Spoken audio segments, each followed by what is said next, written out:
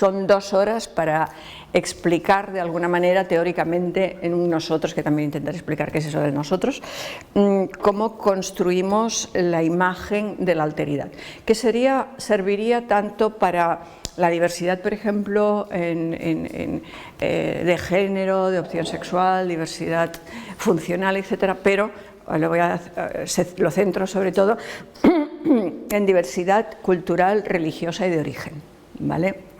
Sobre todo en cómo construimos. Y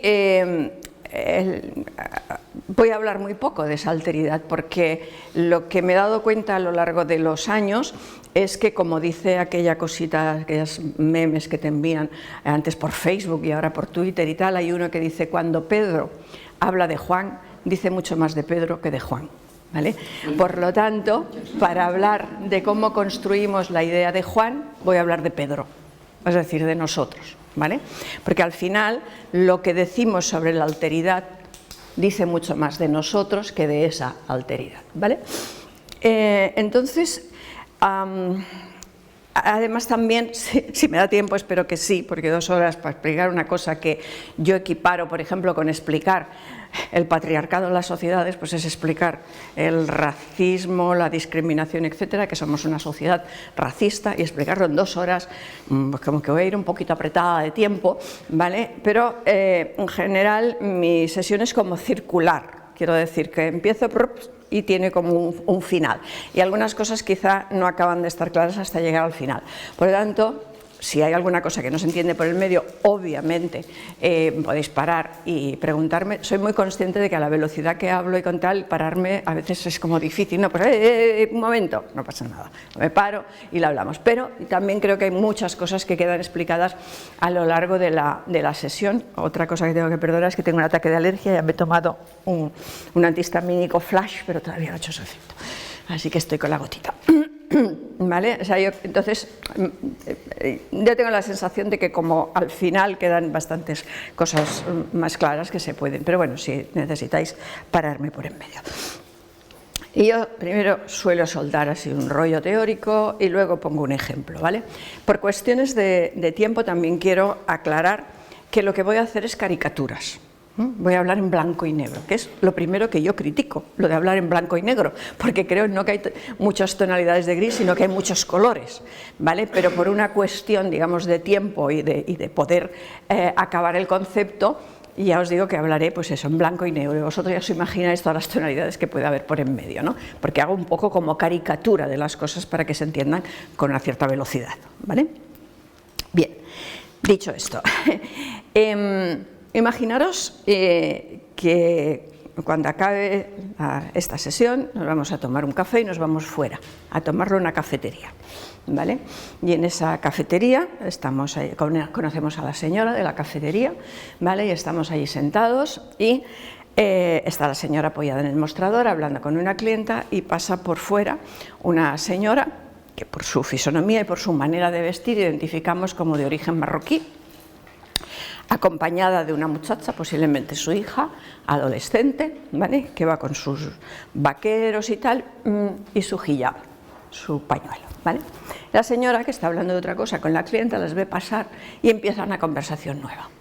Y esa conversación nueva le dice a la clienta, dice: mira, yo estoy de acuerdo, a mí me importa que vengan inmigrantes, aquí todas esas tonterías que dice la Abascal y todo eso, no, porque, mira, la mayoría siempre se te puede colar alguno malo de la familia, pero en líneas generales la mayoría que viene a trabajar, a buscarse una vida mejor para ellos y para su familia, ¿vale? Dice, y como vienen a trabajar, oye, trabajan, ¿eh? Porque yo he tenido 2 aquí en la cocina, 2 inmigrantes, y se dejan la piel. ¿A cuántos euros la hora? Silencio, ¿vale? Pues se dejan la piel. Y además, como es gente joven, tienen hijos. ¿Eh? Dice que mira, este barrio ahora, tú ves, mira por la calle hay chiquillos jóvenes y niños y tal, y es gracias a los inmigrantes, porque si no, hace unos años esto parecía un asilo.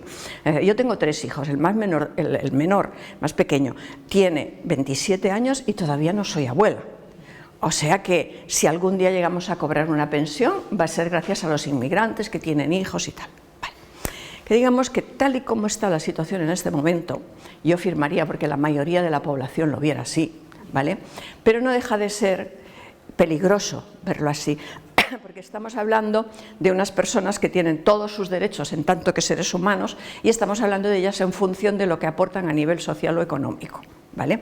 Y las personas cuando se mueven con todo, no solo como una aportación al lugar en el que van, sino que también tienen sus derechos, etcétera, etcétera, etcétera. Pero bueno, insisto que a día de hoy, ¿vale?, ya yo firmaría que todo el mundo tuviera como mínimo esa visión. Bueno, la señora continúa hablando y dice, pero oye, digo yo, una vez que están aquí, que tienen aquí a sus hijos, que los llevan a la escuela, ¿qué tal? Se podrían dejar de tonterías como ahora esa chiquilla con el pañuelo ese que llevan, se podrían dejarse de tonterías como el pañuelo, o esto que escuchan los latinoamericanos tan feo, como se llama el reggaetón, ¿vale? Y los chinos siempre con esa comida que tiene solo. Yo creo que lo que deberían de hacer, porque sería bueno para ellos y para nosotros, sería hacer lo que hacemos nosotros. Vestirse como nos vestimos nosotros y hacer lo que hacemos nosotros. Sería bueno para ellos y para nosotros también, se integrarían mejor y sería más fácil para todos, ¿vale? Tú escuchas ese comentario y entendiendo que aquí no hay nadie de Vox, y si lo hay, no me lo digáis, porque entonces me voy a fijar en la persona. Digamos, los que estamos aquí podríamos tener varias respuestas. Y me voy a poner tres. La última, una la dejo para el final porque yo creo que solo la tendríamos si quisiéramos tocarle las narices a la señora de la cafetería, por lo tanto lo dejo para la última. Las otras dos habituales podrían ser darle la razón y decir, oiga, pues mire, yo estoy de acuerdo con usted, sería mejor para todos si se comportaran y hicieran y se vistieran igual que nosotros, ¿vale? Es que sería mejor para todo. Eso es la plasmación cotidiana de una conversación de cafetería del modelo asimilación. Es decir, en nuestro imaginario parecería que llegan unas personas por la frontera, las cogemos y las metemos así en lejía, les borramos su lengua, su religión, sus conocimientos, sus prácticas, sus saberes, su modelo de familia, etc. Y sobre ese lienzo en blanco escribimos para que sean como nosotros. Habría que ver ese nosotros, a quién incluye, a Bascal o a mí. Pero bueno, un poco la idea que subyace detrás es esa, ¿no? Es decir, borramos esa diversidad, eso que aportan y que traen en un lienzo en blanco. Ese es el modelo francés y ya veis cómo está funcionando. Bueno, cómo está no funcionando. La siguiente respuesta que podríamos tener es, oye, ¿y a mí qué más me da? Si lleva un pañuelo, si no lo lleva, si escucha reggaetón, bueno, que no lo ponga muy alto, pero la música, o que hagan lo que quieran, a mí qué más me importa. Mientras cumplan las leyes y las normas, a mí me es igual, yo no tengo ningún problema. ¿Qué estamos diciendo? Que se permite una manera de vestir, la música, incluso una religión diferente, incluso, que ese sería ya como el máximo, ¿vale? Y toda una serie de cosas, siempre que las cosas serias las siga poniendo la sociedad mayoritaria. Las normas y las leyes que hemos puesto nosotros, sin la participación de estas personas, las han de cumplir. Esa sería, según una conversación de cafetería, el modelo del multiculturalismo, ¿vale? Bueno, un multiculturalismo muy avanzado, insisto, permitiría, por ejemplo, también las manifestaciones religiosas, una de las cosas de la diversidad que más nos cuesta, pero en un marco normativo, legal, etcétera, establecido por la sociedad mayoritaria y no por los vecinos y vecinas y ciudadanos que provienen de otros contextos, ¿vale? ¿Y cuál sería la tercera opción, respuesta que le podríamos dar a la señora de la cafetería? Y que yo creo que no la sentimos así, que en caso de hacerlo sería como un acto político que lo haríamos, no exactamente porque lo sintiéramos, que le dijéramos a la señora de la cafetería, oiga, pero es que no la estoy entendiendo. Usted dice que hagan lo que hacemos nosotros, se comporten como nosotros, se vistan como nosotros. ¿Me puede definir ese nosotros? ¿Qué es nosotros? Si de verdad, o como opción política, se nos despierta esa duda ¿Qué es eso del nosotros? ¿Por qué esa muchacha que acaba de pasar no forma parte del nosotros? Estaríamos empezando a abrir una pequeña ventanita hacia la interculturalidad. Porque al final la interculturalidad, al menos en la escuela en la que yo me muevo de interculturalidad, lo que cuestiona es el nosotros, es la sociedad mayoritaria. Pero en todo caso, yo creo que todos los que estamos aquí hemos entendido, grosso modo, a qué se refería la señora de la cafetería cuando decía nosotros. ¿A que sí? Hemos entendido. Luego, si lo hemos entendido, significa que hay un nosotros socialmente compartido. Y seguramente la señora esta de Marruecos y su hija que pasaban también hubieran entendido a qué se refería la señora de la cafetería y también hubieran entendido que a ellas no se las incluía en ese nosotros. Por lo tanto, hay un nosotros socialmente compartido. Voy a hablar de ese nosotros, pero voy a hablar de otro nosotros, ¿vale? Otro nosotros más amplio, que es el nosotros occidentales modernos, la modernidad occidental, ¿vale? Y esa modernidad occidental, ahora se habla de posmodernidad, yo no creo que estemos en la posmodernidad, creo que estamos en la hipermodernidad. Yo no tengo para nada la sensación de estar en la posmodernidad, sino en la hipermodernidad. En todo caso, en esa modernidad, pongámosle post, pongámosle hiper, es igual, pongámosle modernidad a secas, es un contexto cultural con sus valores, sus normas, etcétera, ¿vale? Que, en mi opinión, incluye, e insisto, grosso modo, no me voy a parar en los márgenes porque nos podríamos pasar un curso entero, Europa, Norteamérica, por supuesto, sobre todo, obviamente, Canadá y Estados Unidos, no tanto México, pero, ¿vale? Argentina, clarísimamente Israel, Australia, ¿vale? Y algo que olvidamos a veces, ¿vale? Y que es muy importante que tengamos en cuenta, las élites políticas, económicas y académicas de absolutamente todos los Estados-nación del mundo. Porque un Estado-nación no se sostiene sin unas élites no occidentalizadas, eso ya pasó, occidentales, a día de hoy, ya no son occidentalizadas, son occidentales. Y esas élites académicas, políticas y económicas de todos los Estados-nación pertenecen al universo cultural de la modernidad occidental, que sitúa, yo qué sé, a Ecuador más en la órbita de ese occidente moderno que a Ruanda, el porcentaje de esa élite, que en Ruanda es mínimo, justito para mantener las fronteras y 4 cosas del Estado, ¿vale? En cambio en Ecuador esa élite que forma parte del occidente es más amplia, es mayor. Luego ya veríamos qué porcentaje de la no élite forma parte, etc. Pero esto es grosso modo. Entonces, cuando yo os voy a explicar cómo funciona la modernidad occidental y cómo funcionamos nosotros a la hora de construirnos a nosotros y al otro, ¿vale? Estoy hablando de, a veces eso se entenderá perfectamente cuando hablo de nosotros, Estado español, Cataluña, no sé qué, o de ese nosotros de la modernidad occidental, ¿vale? Y para explicarlo, yo soy antropóloga y por lo tanto mi mínimo saber tiene que ver con la cultura, ¿vale? Con las culturas, pero entendido precisamente cultura como. Podríamos hablar de cultura, no sé, yo creo que podríamos llenar esta sala de libros de antropología, sociología, no sé qué, que intentan definir cultura, ¿vale? Yo en lugar de una definición os diré para qué, en mi opinión, sirve la cultura, ¿vale?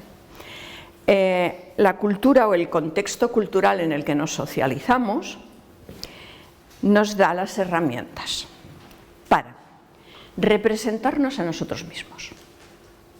¿Qué soy como persona? ¿Cómo me veo? ¿Cómo me siento incluso? A nivel de sentimiento profundo, ¿eh? ¿Cómo me siento? ¿Cómo me identifico? ¿Qué es para mí una persona? ¿Qué soy yo? ¿Vale? Por lo tanto, herramientas para representarme a mí misma, herramientas para representarnos la realidad que nos rodea, ¿vale?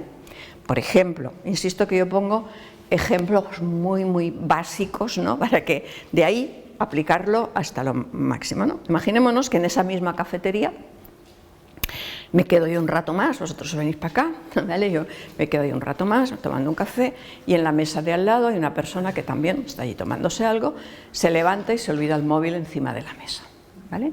Y yo me voy a la señora de la cafetería y le digo, oye, mira, que había un cliente aquí que se ha dejado el móvil. Pues no tengo ni idea de quién era, ¿me lo puedes describir? Y yo digo, pues mira, era un hombre joven, pongamos unos 37 años, ¿vale? Alto, pongamos 1,75 m, y con el pelo negro. Ah, vale, pues, tal, ya sé quién es. Ahora pongamos esa misma situación en una pequeña vivette en la sabana del norte de Senegal. En un sitio donde la esperanza de vida es de 50 y tantos años, un hombre de 37, diríamos un señor mayor, o como mínimo un señor, o sea, mayor. No diríamos un hombre joven con 37 años con esa esperanza de vida, posiblemente ya sea hasta abuelo. En un sitio donde la estatura media es de 1,90 m, 1,75 m diríamos más bien pequeño, y siendo personas negras lo del pelo negro no hace falta, ¿vale? Es decir, una simple descripción no de la edad, sino del ciclo de vida en el que se encuentra una persona, está en la juventud o está ya en una edad madura, ¿vale? De su físico, etcétera, viene determinado por aquello que nos rodea a nosotros, ¿no? Recuerdo un programa que hacía TV3 hace muchos años, que era muy divertido, ahora no recuerdo el nombre, pero se cogía a personas que provenían de diferentes lugares de Norteamérica, África, de 1000 sitios, y que vivían en Cataluña y se les hacía hablar sobre lo que veían sobre Cataluña, sobre su cocina, sobre todo, ¿vale? Y entonces había un capítulo que se llamaba Els indígenas, y els indígenas obviamente eran los catalans, ¿vale?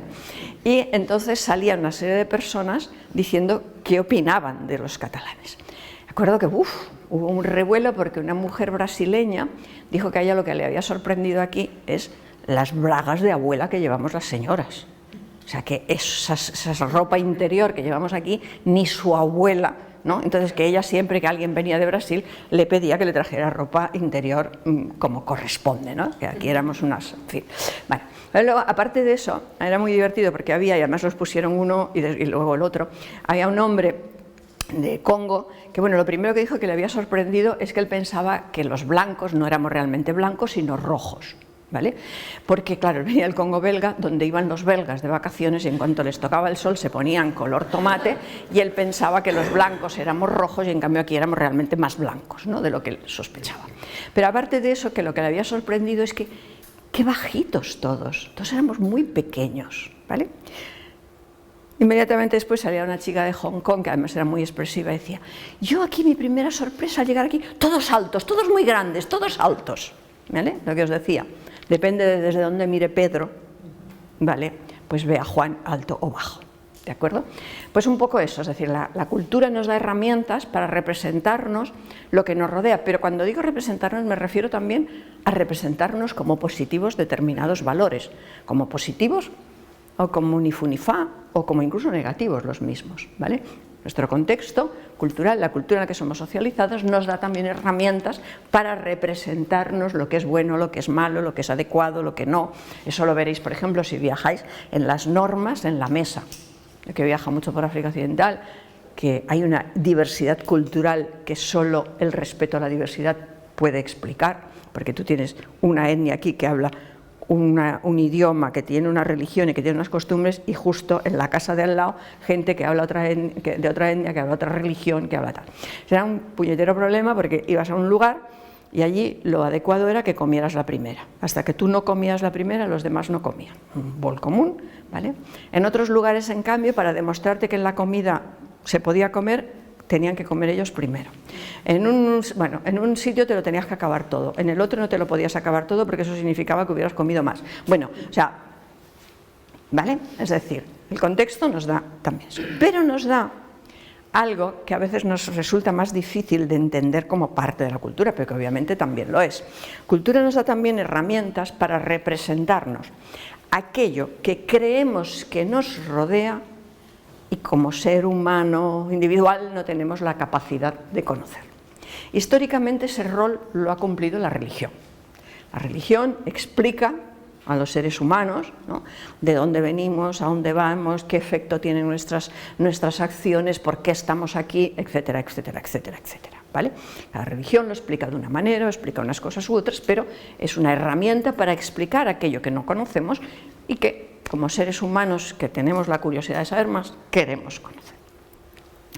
Y la relación, por ejemplo, con la religión, históricamente ha sido la de alguna manera, digo que hablo caricaturescamente, pero para entendernos, habría unas personas que, utilizando aquellas herramientas, pongámonos por ejemplo en la Edad Media, que utilizando aquellas herramientas que en aquel momento estaban legitimadas como las herramientas de acceso al conocimiento, que era el pensamiento espiritual, filosófico, etcétera, que por supuesto, aquí abro un paréntesis, pero sobre todo en determinados ambientes, como por ejemplo si estuviera dando clases en la sanidad, ahora parecería que la única forma de acceso al conocimiento fuera el pensamiento racional y científico, y eso en términos históricos, esa forma de pensamiento como el pensamiento más habitual es relativamente reciente. Sin embargo, la humanidad ha ido avanzando en conocimiento a lo largo de toda su existencia.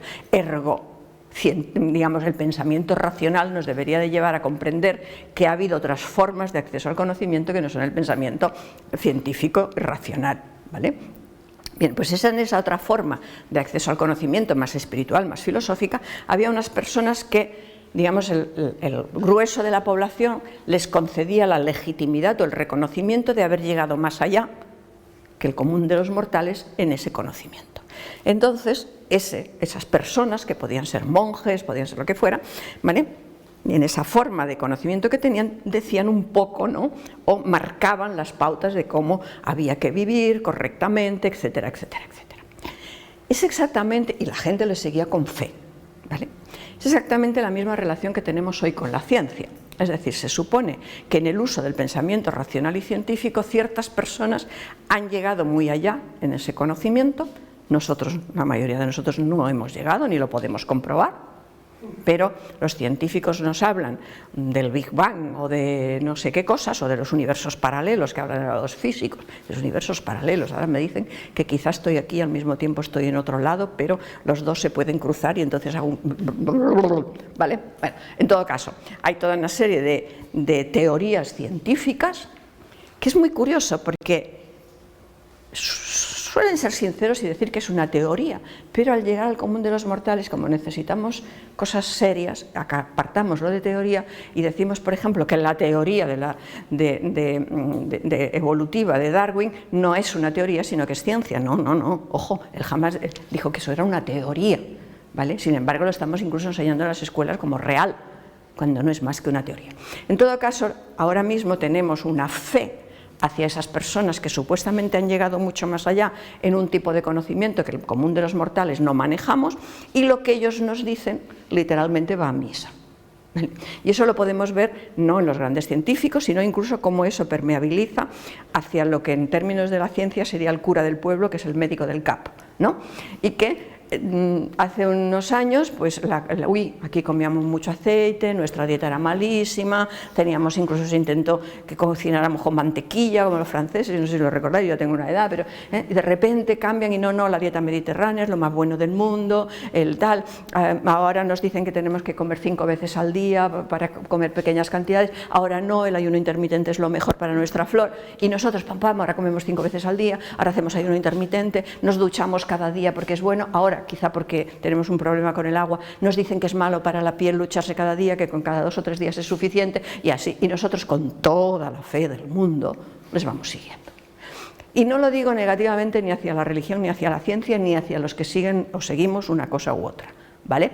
Porque en realidad eso lo que está explicando es el deseo del ser humano de llegar a conocer aquello, digamos, ¿no?, que excede lo que cotidianamente él puede entender, ¿no? Por lo tanto, hay esa búsqueda. Por lo tanto, fijaros, ¿hay algún rotulador? ¿Hay borrador, perdón? ¿O un papel de...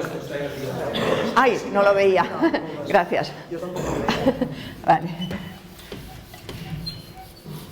Entonces, fijaros la importancia que tiene la cultura en la que somos socializados, porque al final nos da las herramientas para comprender todo. O sea, yo ya sé, en eso soy muy antropóloga, un biólogo lo explicaría desde la biología, yo lo explico desde la cultura. La cultura nos da las herramientas para entendernos o representarnos. La cultura es representación, representarnos a nosotros, representar lo que nos rodea, y a eso le llamamos realidad, y representar aquello que creemos que está y no sabemos explicar. Por lo tanto, sin los elementos de la cultura no tenemos elementos para entender, yo diría, nada, y voy a intentar explicarlo, ¿vale? Bien,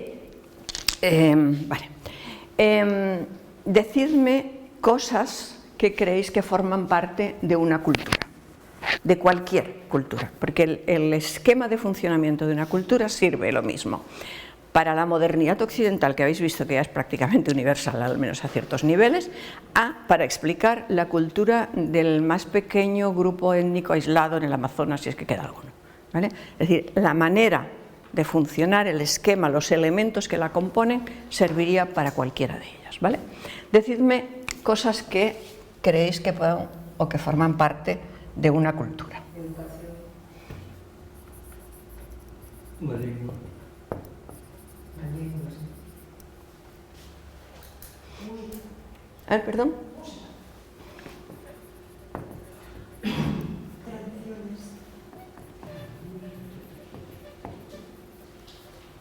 Las festas.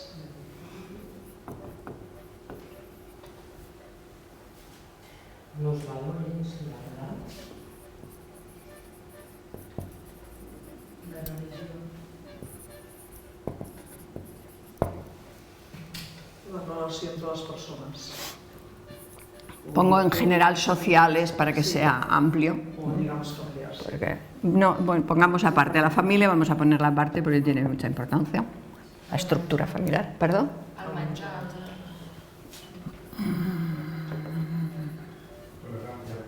¿Perdón? Tolerancia sería un... Sería un valor, pero... Costumbres. Diríeu que amb això funciona una societat? Falta un govern, no? Una governança.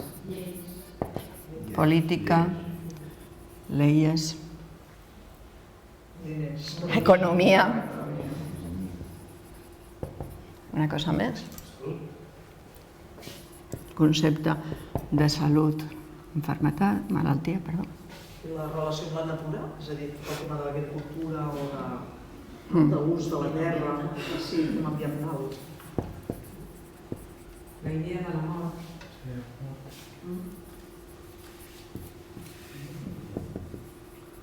La ubicació geogràfica. La ubicació. Sí. La ubicació geográfica, es una cosa que he olvidado decir, es que toda la cultura siempre es una construcción de un grupo humano. Entonces, el entorno geográfico no es cultura. La relación con ese entorno, que seríamos la relación con ese entorno, por ejemplo, se dice que las culturas del desierto son muy hospitalarias. Personas que nacen en el desierto no nacen con el gen de la hospitalidad, es una adaptación cultural a un medio muy hostil. Es decir, tú estás obligado, por pura supervivencia del grupo, a acoger a cualquiera. Luego a lo mejor es tu enemigo y te lo pelas después de haberla alimentado, ¿vale? Pero de entrada, la hospitalidad, pero esa hospitalidad no es un gen, no es una cosa natural, es una adaptación, es relación con la naturaleza. Voy a poner una más, el género, por ejemplo. Los ciclos de vida, lo que os decía antes, es joven o es niño, es adolescente. La adolescencia es occidental moderna. La adolescencia prácticamente es inexistente en otros contextos culturales, ¿vale? No sé si nos dejamos alguna cosa. Vale. Bien, pues la cultura, para entendernos, porque veis que algunas cosas las he puesto así a caballo, aquí, por ejemplo, si hubiera salido el tema del arte, lo hubiera puesto también así, aquí más o menos en el medio, etcétera, ¿vale? Hay tres, lo podemos dividir de manera práctica como en tres niveles. A, prácticamente vacío, ¿vale? B y C, ¿vale? Y para explicar esto voy a utilizar el símil que utiliza Kalpana Das, o que utilizaba Kalpana Das, que es una señora de origen indio, que era la directora del Instituto Intercultural de Montreal, ¿vale? Que es con quien, o sea, es el instituto, digamos, del que yo empecé a interesarme y a conocer temas de interculturalidad. Por eso digo que la palabra interculturalidad, cuidado, porque tiene múltiples maneras de entenderse. A veces la interculturalidad se entiende como irse a tomar un té con una persona de un lugar exótico, ¿no? Y no, la interculturalidad entendida como el Instituto Intercultural de Montreal, al final a lo que va es al cambio de la sociedad mayoritaria que tiene privilegios, ¿no? O que tenemos. Bien, ella utiliza un símil que yo he copiado, aunque hay algunas modificaciones respecto a cómo lo hacía ella, ¿vale? Y mira, ya que tengo colorines, los voy a usar, ¿vale? Y es que ella dice que una cultura, cualquier cultura, tiene un funcionamiento similar a un árbol, ¿vale? Voy a hacerlo de colorines para que se vea, ¿vale?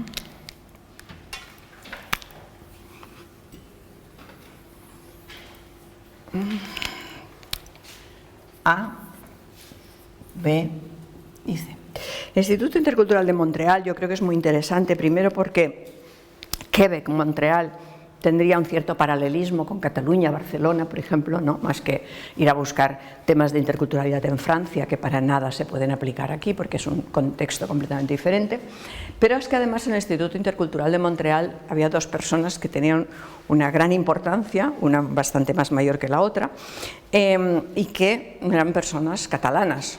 Agustí Nicolau, un geógrafo catalán que estuvo durante muchos años allá, y bueno, que falleció relativamente joven aquí en Barcelona, y alguien que supongo que en este entorno será mucho más valorado que en líneas generales, pero es una persona que es muy reconocida a nivel internacional y muy poco reconocida en Cataluña, que es Raimon Panikkar, ¿vale?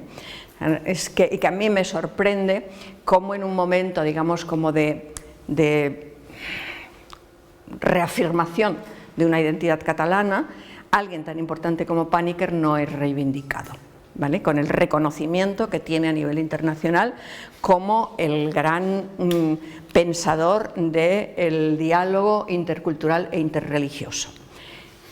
Yo creo que es porque se apellida Panikkar y era oscurito.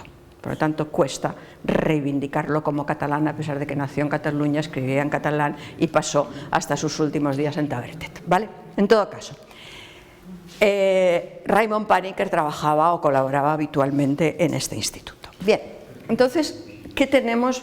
¿Para qué nos sirve este símil? A mí me resulta realmente súper práctico para entender el funcionamiento de una cultura, no para entender a una persona que tal, no, el global de una cultura, ¿vale?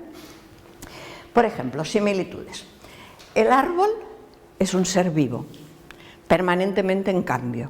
Se le caen hojas, pues igual si es de hoja perenne, caduca, aunque sea perenne, se le caen hojas, le nacen hojas nuevas, se les muere una raíz, ni lo sabemos, pero les sale otra raíz, el tronco va creciendo, se va ensanchando, tiene más capas, le coge un hongo por aquí y tiene aquí como un vacío, una rama se rompe, crece otra rama, es decir, es algo que obviamente, por supuesto, ¿no? Que la savia sube, baja, se interrelaciona, lo que aquí hace el sol, pasa por el tronco, se alimenta aquí, es una interrelación permanente de algo vivo. Lo mismo pasa con una cultura. La cultura es algo que está permanentemente en cambio, ¿vale? Y que vamos, digamos, cambiando, sobre todo las hojas, es decir, las costumbres, las maneras y tal. Nos cuesta bastante más cambiar el tronco, ¿vale? Que son las instituciones, etcétera. Y los cambios que hay aquí, si no sabemos lo que hay, difícilmente podemos analizar los cambios. No sabemos qué pasa con las raíces, no vemos hasta dónde llegan, cómo son, etcétera, ¿vale? Pero también, al mismo tiempo que el árbol es algo cambiante y vivo, también tiene una gran importancia su permanencia, ¿vale? Nosotros tenemos una casa, yo qué sé, en el Pirineo, ¿vale? Y delante hay, pues yo qué sé, un roble, no sé si en el Pirineo hay robles, yo la botánica no es lo mío, las plantas en el balcón se me dan muy bien, pero por lo demás, pero tenemos un roble, pongamos por casa, delante de la casa, pasamos por X razones 6 años sin ir y a los 6 años vamos, ¡ay, qué hermoso que está el roble, ¿no? Qué bonito! Nosotros es el mismo roble, sin embargo posiblemente no le queda ninguna hoja, se le han roto ramas, está más alto. Es decir, a pesar de los cambios, es el roble, ¿sí? Lo mismo pasa con la cultura, puede haber muchos cambios, pero hay una permanencia. Yo recuerdo una vez en Senegal, en el ámbito digamos, en el que estábamos trabajando en ese momento, que un profesor senegalés me dijo, refiriéndose a la cooperación al desarrollo, nos dijo: sois los mismos perros con distintos collares. Es decir, en el sentido de venís con toda una serie de características de la modernidad occidental aplicadas a otra cosa, ¿vale? Por tanto, sí que hay ese cambio y permanencia al mismo tiempo. ¿En qué otra cosa es práctica el símil del árbol? Supongamos que aquí a la copa del árbol le ponemos un plástico negro, impermeable, no permite pasar la luz, no permite pasar el aire, y lo tenemos durante mucho tiempo. Obviamente pierde todas las hojas, empiezan a pudrirse las ramas, pues esto se medio pudre, va bajando hacia abajo y con el tiempo, ¿vale? Si es un árbol muy fuerte, igual, aunque la pudrición llega hasta aquí, por aquí intenta sacar otras ramitas y regenerarse, o no, o a la larga, digamos, lo que sucede aquí acaba muy a la larga, en términos de los tiempos de un árbol, matando el árbol, ¿vale? Si a un pueblo, a una cultura, a una identidad, se le prohíben sus fiestas, sus tradiciones, sus costumbres, que por lo tanto estarán sus formas de matrimonio, la expresión de sus creencias religiosas, la manera, o sea, tendrán una lengua, pero cómo la hablan o no, etcétera, es decir, su práctica, la práctica de esa lengua, etcétera. Tenemos un caso claramente en el Estado español, pueblo gitano, 600 años de persecución, 600 años de intento de exterminio, que seguimos cuando se explica, por ejemplo, lo de los reyes católicos, seguimos con los judíos y los musulmanes. El pueblo gitano se le intentó eliminar al mismo tiempo. Se les persiguió, se les capturó, a los hombres se les enviaba. Todavía hay una canción del Camarón de la Isla que dice a galeras, condenado por ser gitano. Es decir, por el hecho de ser gitano, era considerado un delito, ¿vale? Y por lo tanto se les cortaban las orejas, si hablaban su idioma se les cortaba literalmente la lengua. Es el único país europeo donde el pueblo gitano ha perdido su idioma, porque literalmente, no estoy hablando de... se les cortaba la lengua, se prohibió mencionar la palabra gitano porque se pensaba que si no la decías desaparecía esa realidad. Se prohibieron sus oficios, sus costumbres, su todo. Podemos decir a día de hoy que el pueblo gitano y su cultura están en una situación sana. Obviamente no, ¿vale? Porque llevan 600 años con esa lona aquí. Y un poquito más abajo, porque había leyes antigitanas, la última en el 78 creo que se derogó la última ley antigitana, ¿vale? Bien, sin embargo, podríamos tener lo contrario. Si hacemos una poda en el momento adecuado, ese árbol se fortalece. Es decir, si cambiamos, a lo mejor, yo qué sé, el lenguaje, ¿no?, que sea más inclusivo, o eliminamos los toros como fiesta nacional o algunas otras cosas, ¿no?, eso puede fortalecer. ¿De acuerdo? ¿Cuál sería la situación, por ejemplo, de una agresión en este tronco? Por ejemplo, la Guerra Civil Española. Bueno, una situación de guerra, la Guerra Civil Española, ¿vale?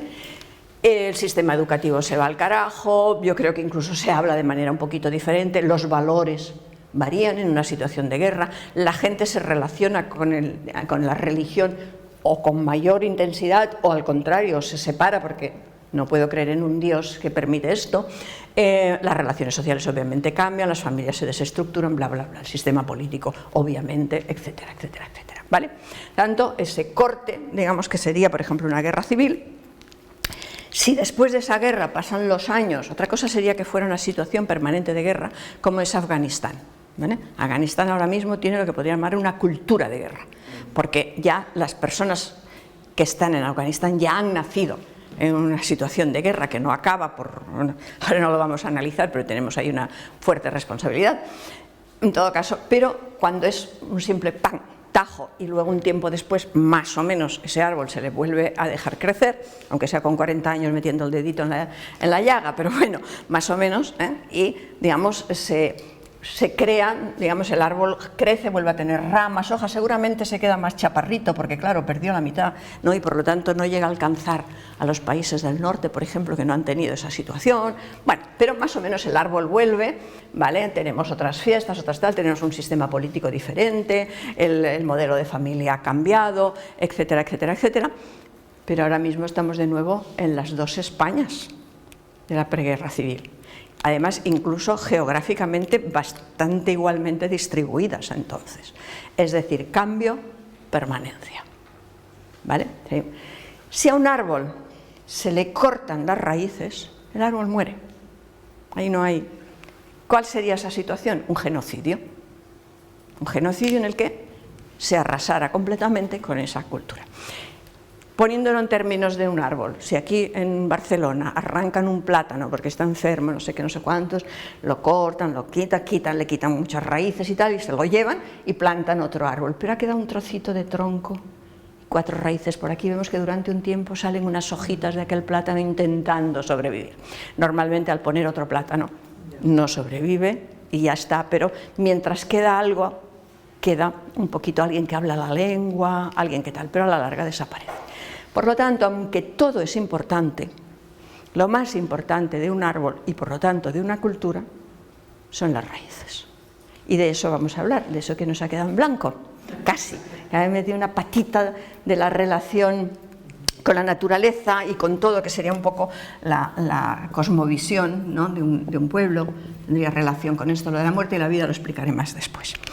¿Qué tenemos en este nivel? A ver, este nivel es el nivel morfológico, el nivel de las formas, las maneras en cómo las personas de un contexto cultural se comportan, sus tradiciones, etc. Este es el nivel estructural, el nivel en el que están las instituciones, todo aquello que tiene una norma relativamente clara. Todos sabemos quién es familia y no es familia, y eso cambia si estamos en el pueblo o en la ciudad, o de antes y ahora. Antes, no sé, para mis padres un primo segundo era familia, yo no sé si tengo primos segundos, es que no lo sé, ni siquiera, ¿vale? Es decir, el modelo de familia, sabemos cómo se habla una lengua, aunque luego no la hablemos así, porque todo esto de aquí, el nivel estructural, tiene una normativa, unas formas establecidas. Podemos imaginaros que las tenemos divididas en carreras universitarias: Derecho, Ciencias Políticas, Ciencias de la Educación, etcétera, etcétera, etcétera, ¿vale? O las que queremos que sean transversales, como género, etcétera, ¿vale? Pero con lo cual es evidente que se pueden estudiar porque tienen como una norma.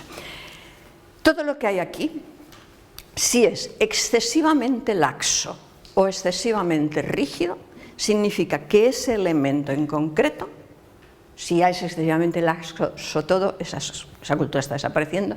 Si es excesivamente rígido todo, también está muy en peligro. Pero si es uno de esos elementos los que tiene una rigidez o una laxitud excesiva, es que ese elemento, podríamos decir, no es sano, tiene algún tipo de problema. Podríamos ver, por ejemplo, que obviamente la lengua castellana está mucho más sana, ¿no?, a nivel de utilización en todo el mundo y tal, que el catalán. ¿Y qué sucede? Es que en el castellano se juega mucho más con el argot, con las invenciones, etc. En catalán, cuando eso se hace, se percibe en ocasiones como un riesgo, es decir, no vamos a empezar. Yo recuerdo una campaña de hace tiempo aquí del ayuntamiento, no sé, pero de hace como 15 años, ¿verdad?, que rabalajant, no sé si recordáis lo del rabalajar. Bueno, pues hubo críticas porque esa palabra no existía y era pervertir el catalán. Eso se hace en castellano y nadie se queja porque no afecta, tiene una salud tan buena que se puede. En cambio, el catalán es más rígido por una razón, obviamente, de que está más en peligro, ¿vale? Pues eso lo encontraríamos en cualquiera de las otras. Pero vámonos aquí abajo, que es lo que nos interesa. ¿Qué nivel es este? Este es el nivel mítico, el nivel de los mitos. Insisto que esto sirve para cualquier cultura. Sería ciertas culturas sería como una ceiba milenaria y otras sería como un puñetero bonsái, el pobrecito allí machacado. Que los que hacen bonsáis dicen que el árbol no sufre. A mí me gustaría hablar con el árbol, pero bueno, para creérmela. En todo caso tenemos culturas bonsái, es decir, recortadas, oprimidas y tal, y culturas que crecen, ¿no? Pero identificamos al bonsái y a la ceiba como árboles, a pesar de la enorme diferencia entre uno y otro, ¿vale? Pues lo mismo pasaría con las culturas, todas tienen raíces, tronco y tal, todas tienen mitos, estructuras y formas, ¿vale? Bien, pues los mitos. ¿Qué son los mitos? Y aquí recojo una definición de Raymond Panikkar, precisamente, que a mí me parece genial, porque para explicar algo tan complejo lo explica de una manera sencillísima. Para mí la genialidad siempre es lo mismo, es decir, explicar cosas complejas de manera sencilla. O sea, eso, yo recuerdo, por ejemplo, a alguien que se fue hace poco, Dolores Juliano, para mí era mi ídola, porque explicaba cosas complejísimas de una manera absolutamente accesible, fantástica, ¿vale? Pues Raymond Panikkar dice que mito es, lo repetiré 2 veces porque al principio parece liado, pero no lo es. Mito es todo aquello que creemos sin creer que lo creemos. Repito, es todo aquello que creemos sin creer que lo creemos. Es decir, es todo aquello que siendo una creencia, siendo una construcción cultural, siendo algo que un determinado grupo humano ha decidido que aquello es así, pensamos que es universal, es natural, es lógico, es inherente a la condición humana. Eso no se cuestiona, eso es así, siempre ha sido así. A lo mejor hace 4 años, pero siempre ha sido así. 4 años no seríamos conscientes, 4 generaciones, pero siempre ha sido así. Son cosas que utilizamos cada día y que, sin embargo, como no las hemos aprendido a través de la razón, no las sabemos explicar. ¿Por qué digo que no las hemos aprendido a través de la razón? Cuando un bebé nace sin la capacidad de estructurar un pensamiento y tiene que incorporar ciertos elementos y ciertos conceptos antes de poder estructurar un pensamiento. ¿Qué elementos se incorpora antes de tener la capacidad de pensar de manera estructurada? Los mitos. Por lo tanto, son previos a la capacidad de pensar, por lo tanto, no los hemos pensado y no los pensamos habitualmente. Es lo que os decía, suelto el rollo y luego pondré un ejemplo que se entiende, yo creo, perfectamente, ¿vale? Pero quedemos con esa idea de esas cosas que estamos usando. Yo creo que los mitos los usamos incluso para soñar, no solo cuando nos despertamos, soñamos teniendo esos mitos. Niño de 8 años, nos dice su mamá que le vayamos a recoger a la escuela porque resulta que bueno, el papá está de viaje, ya tiene una entrevista de trabajo muy importante, lo que sea, no puede ir a recogerla, ya lo ha dicho en el colegio que vamos a ir alguno de nosotros, nuestra hermana, nuestra sobrina, alguien de nuestra familia, nuestra amiga, y vamos a recoger al niño de 8 años. Y su madre nos dice, pero llévatelo a casa, ¿vale? Y haces con él, por favor, unos deberes, pongamos que estamos en martes, haces unos deberes porque mañana, o sea, los tenía que haber llevado ayer, entonces sí o sí la maestra, la profesora le ha dado de tiempo hasta mañana, pero los tiene que llevar, ¿vale? Vale, vas a recoger al niño, te lo llevas a tu casa, pones hay algo para merendar y te pones en la mesa, venga, a ver, vamos a hacer esos deberes, como no los tienes hechos todavía. Te hace un poco la pelota, te dices que sabía que hoy venías tú y los quiero hacer contigo. Y dices, bueno, pues vamos a hacer de maravilla, voy a Eucidio aquí con los deberes. Venga, ¿qué tienes que hacer? Vamos, niño, pues son 9 años, o sea, vale. Tengo que hacer una pequeña redacción explicando qué es el tiempo. Vaya, ahora está de moda lo del cambio climático, que hemos estado en manga corta hasta noviembre. Y ella dice, no, ese tiempo no. Tengo que explicar qué es el tiempo, el del reloj. ¿Alguien aquí le explica a un niño de 9 años qué es el tiempo? Ni a un señor de 39 tampoco, ¿verdad? Sabríamos explicar. Te quedas así y dices, ahora entiendo por qué su madre me ha ido que le vaya a buscar a comerme este marrón. Pero tu maestra está loca o qué, o sea, ¿cómo te voy a explicar? Yo qué sé qué es el tiempo, porque el tiempo es lo que es. El niño, con la lógica de un niño, te dice, pero si siempre tú, la mamá, estáis, que si no llegamos a tiempo, que si hemos estado perdiendo el tiempo, que si siempre estáis con el tiempo, y ahora no me sabes explicar lo que es el tiempo. Pues no. pero claro, algo has de hacer. Y dices, bueno, a ver cómo te lo explico. Mira, ayer, lunes, ¿vale? Fuiste al colegio, me ha dicho tu mamá que luego también fuiste a la piscina, por la tarde hiciste otros deberes, tal. Eso es ayer, el pasado, ¿sí? Hoy, martes, estamos aquí, estamos haciendo los deberes, hoy, martes, esto es el presente.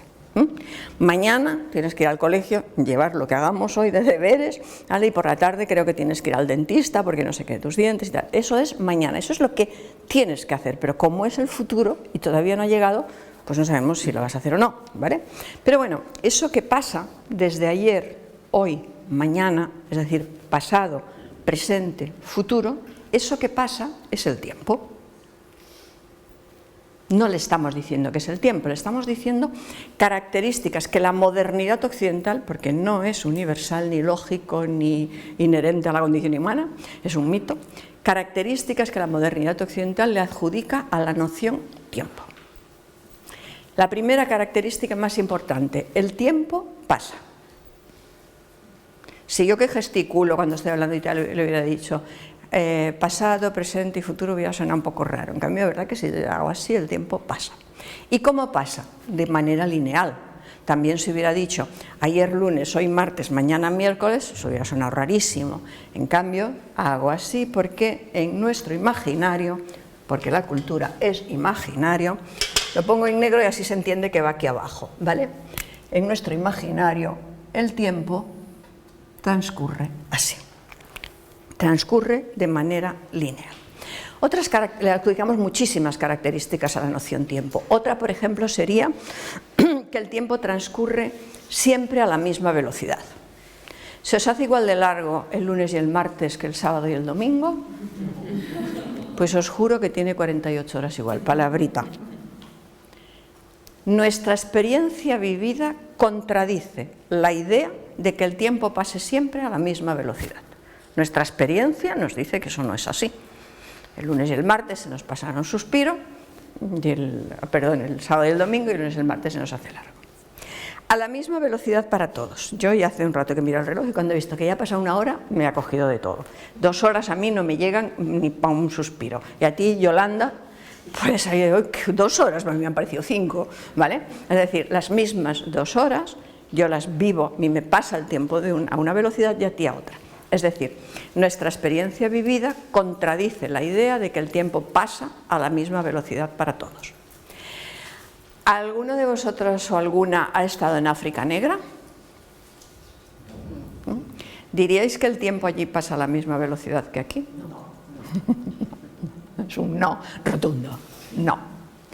Impacta incluso, la diferente velocidad del tiempo en un lugar como puede ser África Negra. Y no es porque la gente dice, bueno, es que estarías de vacaciones. No. Yo conozco gente que trabaja allí, que vive allí, que trabaja para un organismo internacional y que viene de vacaciones aquí a ver a su familia, porque es una persona catalana, y que está aquí y dice, yo no lo entiendo, o sea, allí tengo tiempo de hacer de todo, trabajo, veo a los amigos, descanso, voy a la playa. Aquí he hecho 4 cosas, creo que son las 5 de la tarde y cuando miro el reloj son las 8. Nuestra experiencia vivida contradice la idea o la característica que le adjudicamos al tiempo de que pasa a la misma velocidad en cualquier lugar del planeta. Por lo tanto, nuestra experiencia sobre el tiempo contradice las características que le adjudicamos. ¿Dudamos de esas características? No, dudamos de nuestra percepción. Se me ha hecho eterna la clase de Lola. Yo no sé qué pasa cuando me voy a Senegal, que me dura tantísimo el tiempo. Es que tengo una sensación de que he perdido el día. Bueno, o sea, cuestionamos nuestra percepción, nunca que sea real lo que le adjudicamos al tiempo. ¿Por qué? El tiempo, por cierto, es el mito básico de la modernidad occidental. Todo lo tenemos estructurado en relación al tiempo, ¿vale? Los mitos son los ojos con los que vemos la realidad, no son las gafas, no, son los ojos. Por lo tanto, yo puedo intentar entender qué estás viendo tú, pero eso lo estás viendo tú, yo no. Yo no me puedo sacar mis ojos y ponerme los tuyos, yo no me puedo sacar mis ojos y ponerme otros, ¿vale? Tanto los mitos no los podemos abandonar. Aquí un poquito veréis por qué es imposible abandonar los mitos. Los mitos no los podemos abandonar porque son los ojos con los que podemos mirar y entender y ver la realidad, ¿vale? Por ejemplo, toda nuestra vida cotidiana la tenemos estructurada en relación a que son las 11 del sábado, tal. Pero fijaros que no es algo natural, porque para saber que ha llegado el frío no vamos todo el día con un termómetro en la mano, pero sí vamos con un reloj en la mano. Ponemos la televisión, que es lo primero que sale. ¿En qué momento de ese tiempo socialmente compartido estamos? Lo llevamos aquí, lo llevamos en el móvil.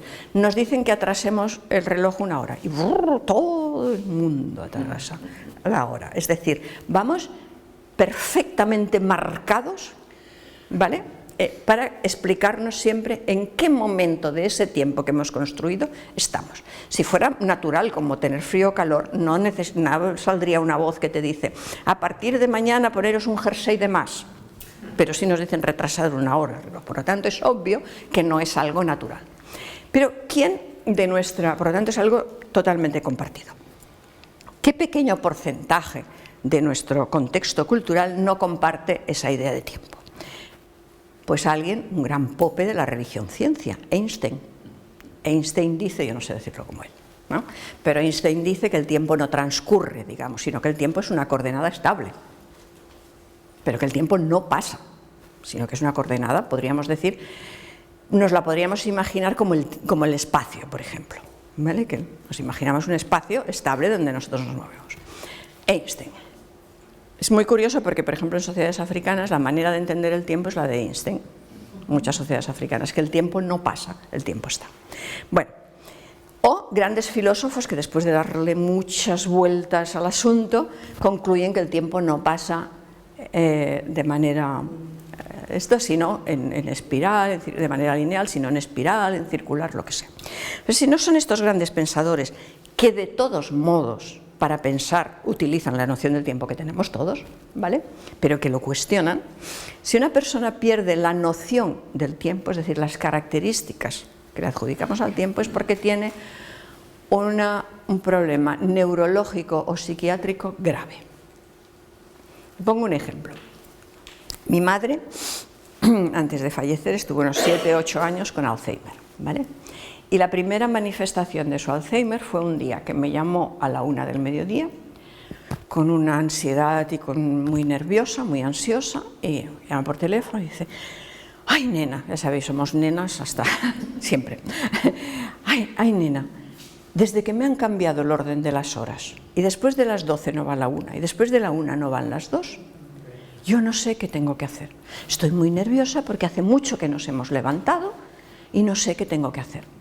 Mi padre, 9 años mayor que ella y muy justito ya por la edad, también coge el teléfono, también nerviosa: a ver, nena, a ver si vienes a poner orden en esta casa, porque es la 1 del... me sale el acento gallego cuando los imito. Aquí es la 1 del mediodía y ni hemos desayunado ni nada. Fijaros, mi madre solo había perdido la linealidad. Después de las 12 no va la 1, después de la 1 no van las 2. La idea de que el tiempo pasa la seguía teniendo, hace mucho que nos hemos levantado. Pues solo perdiendo la linealidad estaba paralizada.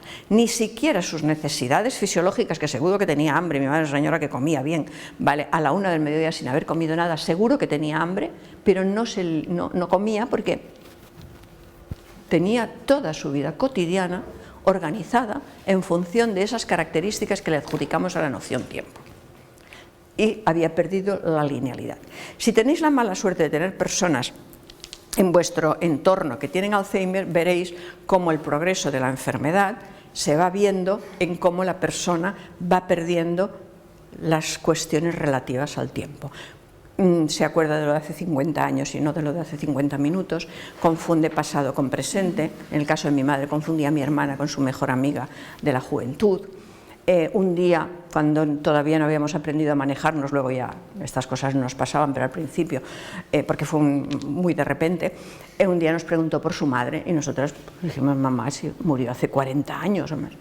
La lloró en ese momento, con la misma intensidad que en el momento que realmente había fallecido, porque para ella acababa de pasar, ¿vale? Entonces, como la noción tiempo, antes, después, pasado, presente, etc. Y veréis en el caso de mi madre eso pasó, que sin tener ningún problema en su voz y en su capacidad de hablar, dejan de hablar. Porque cuando hablamos, ¿qué hacemos? ¿Cómo construimos las frases? Con verbos. ¿Y los verbos cómo los conjugamos? Pasado, presente, futuro, incluso perfectos y pluscuamperfectos. Pasado, presente y futuro. Si tú no tienes pasado, presente y futuro, puedes decir palabras, pero no puedes estructurar una frase, porque nuestro concepto de tiempo estructura nuestro lenguaje. Pero cuando hablamos, ¿qué estamos transmitiendo? Un pensamiento. Si perdemos la noción del tiempo, perdemos la capacidad de pensar.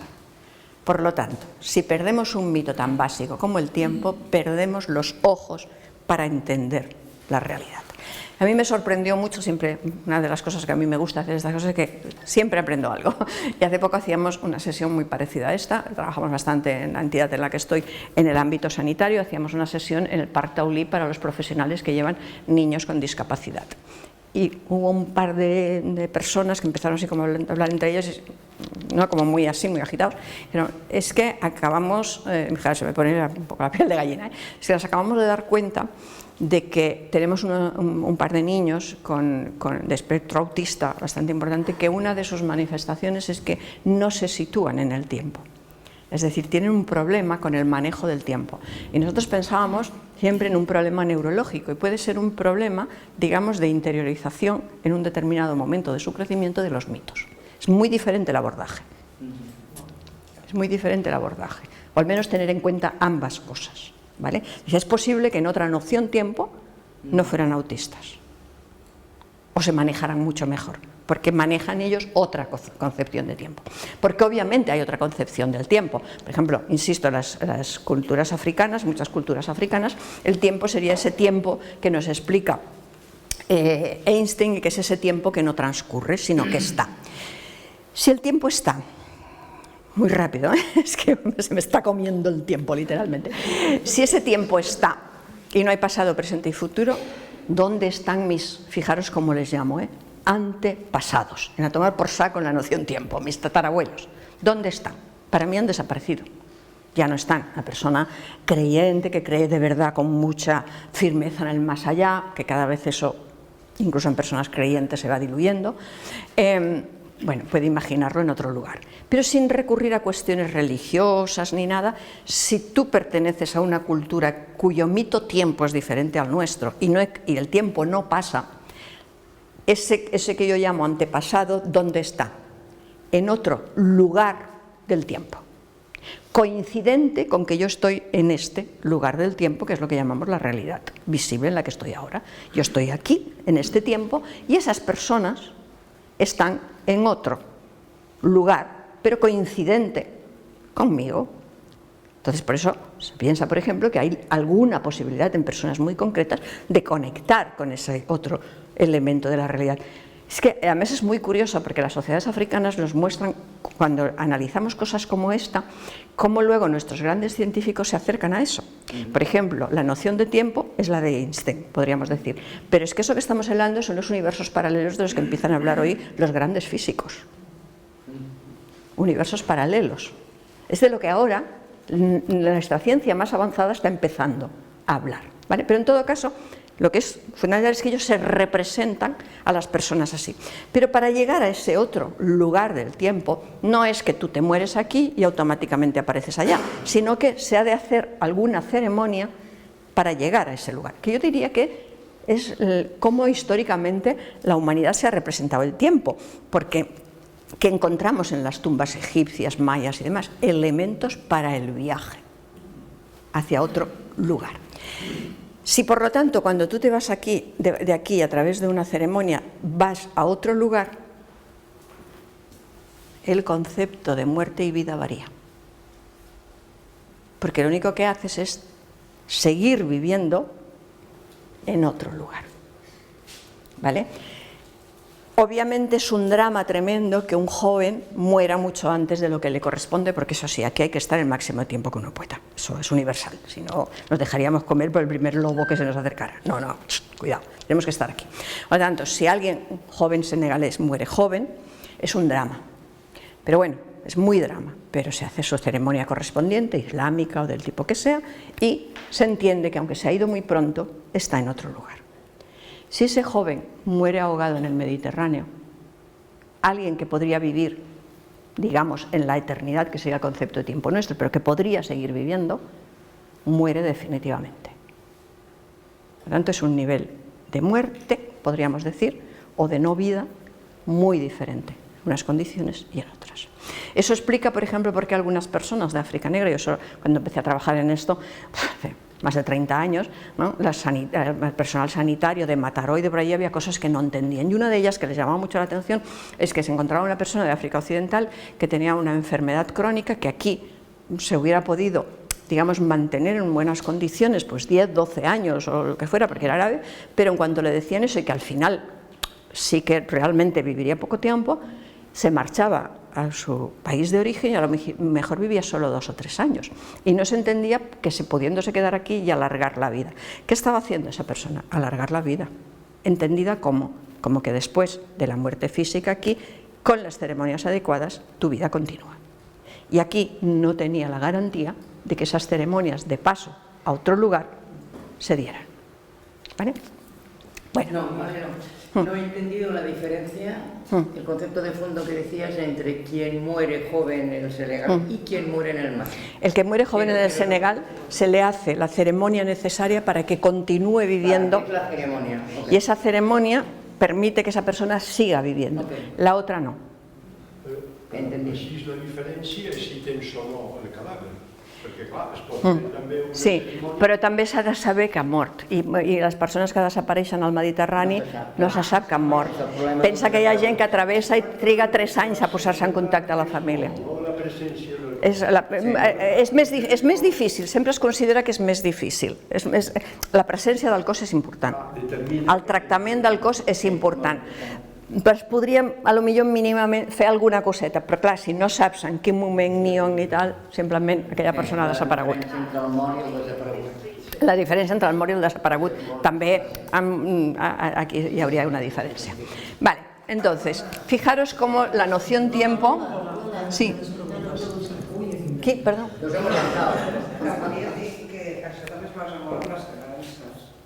Perdona? Amb les creences. Sí, sí. El que passa és que tenim, aquí vull fer una qüestió, aquí tenim els mites que no som conscients i a través d'aquests mites establim unes creences religioses, el que sigui, però primer els mites són anteriors.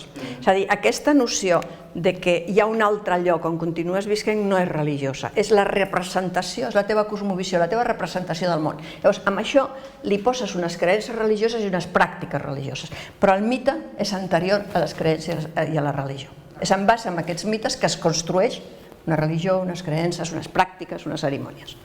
¿Vale? Pero primero es el mito. Entonces es el mito del tiempo. Pero fijaros, el tiempo, algo que creemos sin creer que lo creemos, es decir, algo que no es real, sino que es cómo nosotros hemos construido, y nos hemos construido toda nuestra vida en función del lenguaje, el pensamiento. Pensamos usando un mito, que es una creencia, ¿vale? Podríamos, como he dicho, tener otra manera de entender el tiempo.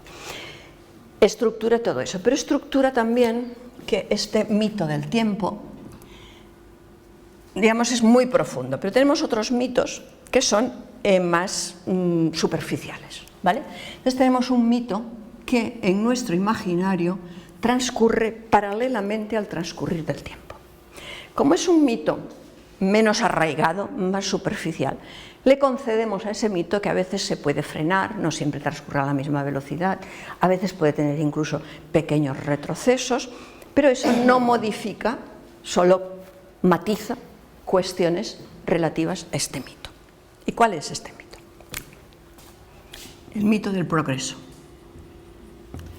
Tenemos el sentimiento profundo, y cuando hablo de mitos me toco aquí, de que a medida que pasa el tiempo avanzamos, progresamos, nos desarrollamos, considerando avance, progreso y desarrollo como mejora. Yo vengo y te digo, Dolors, es que tú eres muy avanzada, tía, bueno, se hace lo que se puede, pero digo, Rosé, es que tú eres muy atrasada, y me dirás, oye tía, vete a pastar. Es decir, ¿por qué decir que una persona es avanzada es un piropo y decir que es atrasada un insulto? Al final solo es estar en un lugar diferente. El mito progreso. La idea de que el avance, el progreso, nos lleva en nuestro imaginario ¿hacia qué? Una supuesta perfección que habría al final del camino, ¿vale? Y tenemos, bueno, en publicidad eso se ve clarísimo, ¿no? Siempre nos están vendiendo, todo lo bueno está en el futuro, el coche del futuro, la televisión del futuro, el viaje del futuro, la profesión del futuro. No sé si recordáis aquella publicidad que a mí me encantaba, que en 35 o 40 años de Homo, Persil, Skip, Dixon, no hemos acabado con el problema de las manchas. Y del futuro venía la solución definitiva a las manchas. Y era una señora que no era blanca, era fosforescente, ¿vale? Fosforescente. Y traía del futuro la solución definitiva a las manchas. Por supuesto, el progreso siempre las cosas van en pequeñito, transportables. Por lo tanto, traía un paquetito así de un detergente que se llamaba Oxy no sé cuántos, porque claro, si se hubiera llamado Zum Zum, nos hubiera remitido a atraso y no, como nos remiten las palabras en inglés y demás, a progreso. ¿Vale? Entonces, el futuro traía la solución definitiva a las manchas. Porque esa idea de progreso es considerada positiva siempre que se mantiene en unos márgenes que esa publicidad nos daba, que es que en el futuro seguiremos siendo las mujeres las encargadas del problema de las manchas. Es decir, el progreso es bueno siempre que esté dentro de los márgenes del capitalismo, el patriarcado, etc. Porque salirse de todo eso no es progreso, es, me encanta la expresión, salirse de madre. ¿Vale? Entonces, en esta idea de progreso, ¿dónde creemos estar los occidentales modernos? Aquí.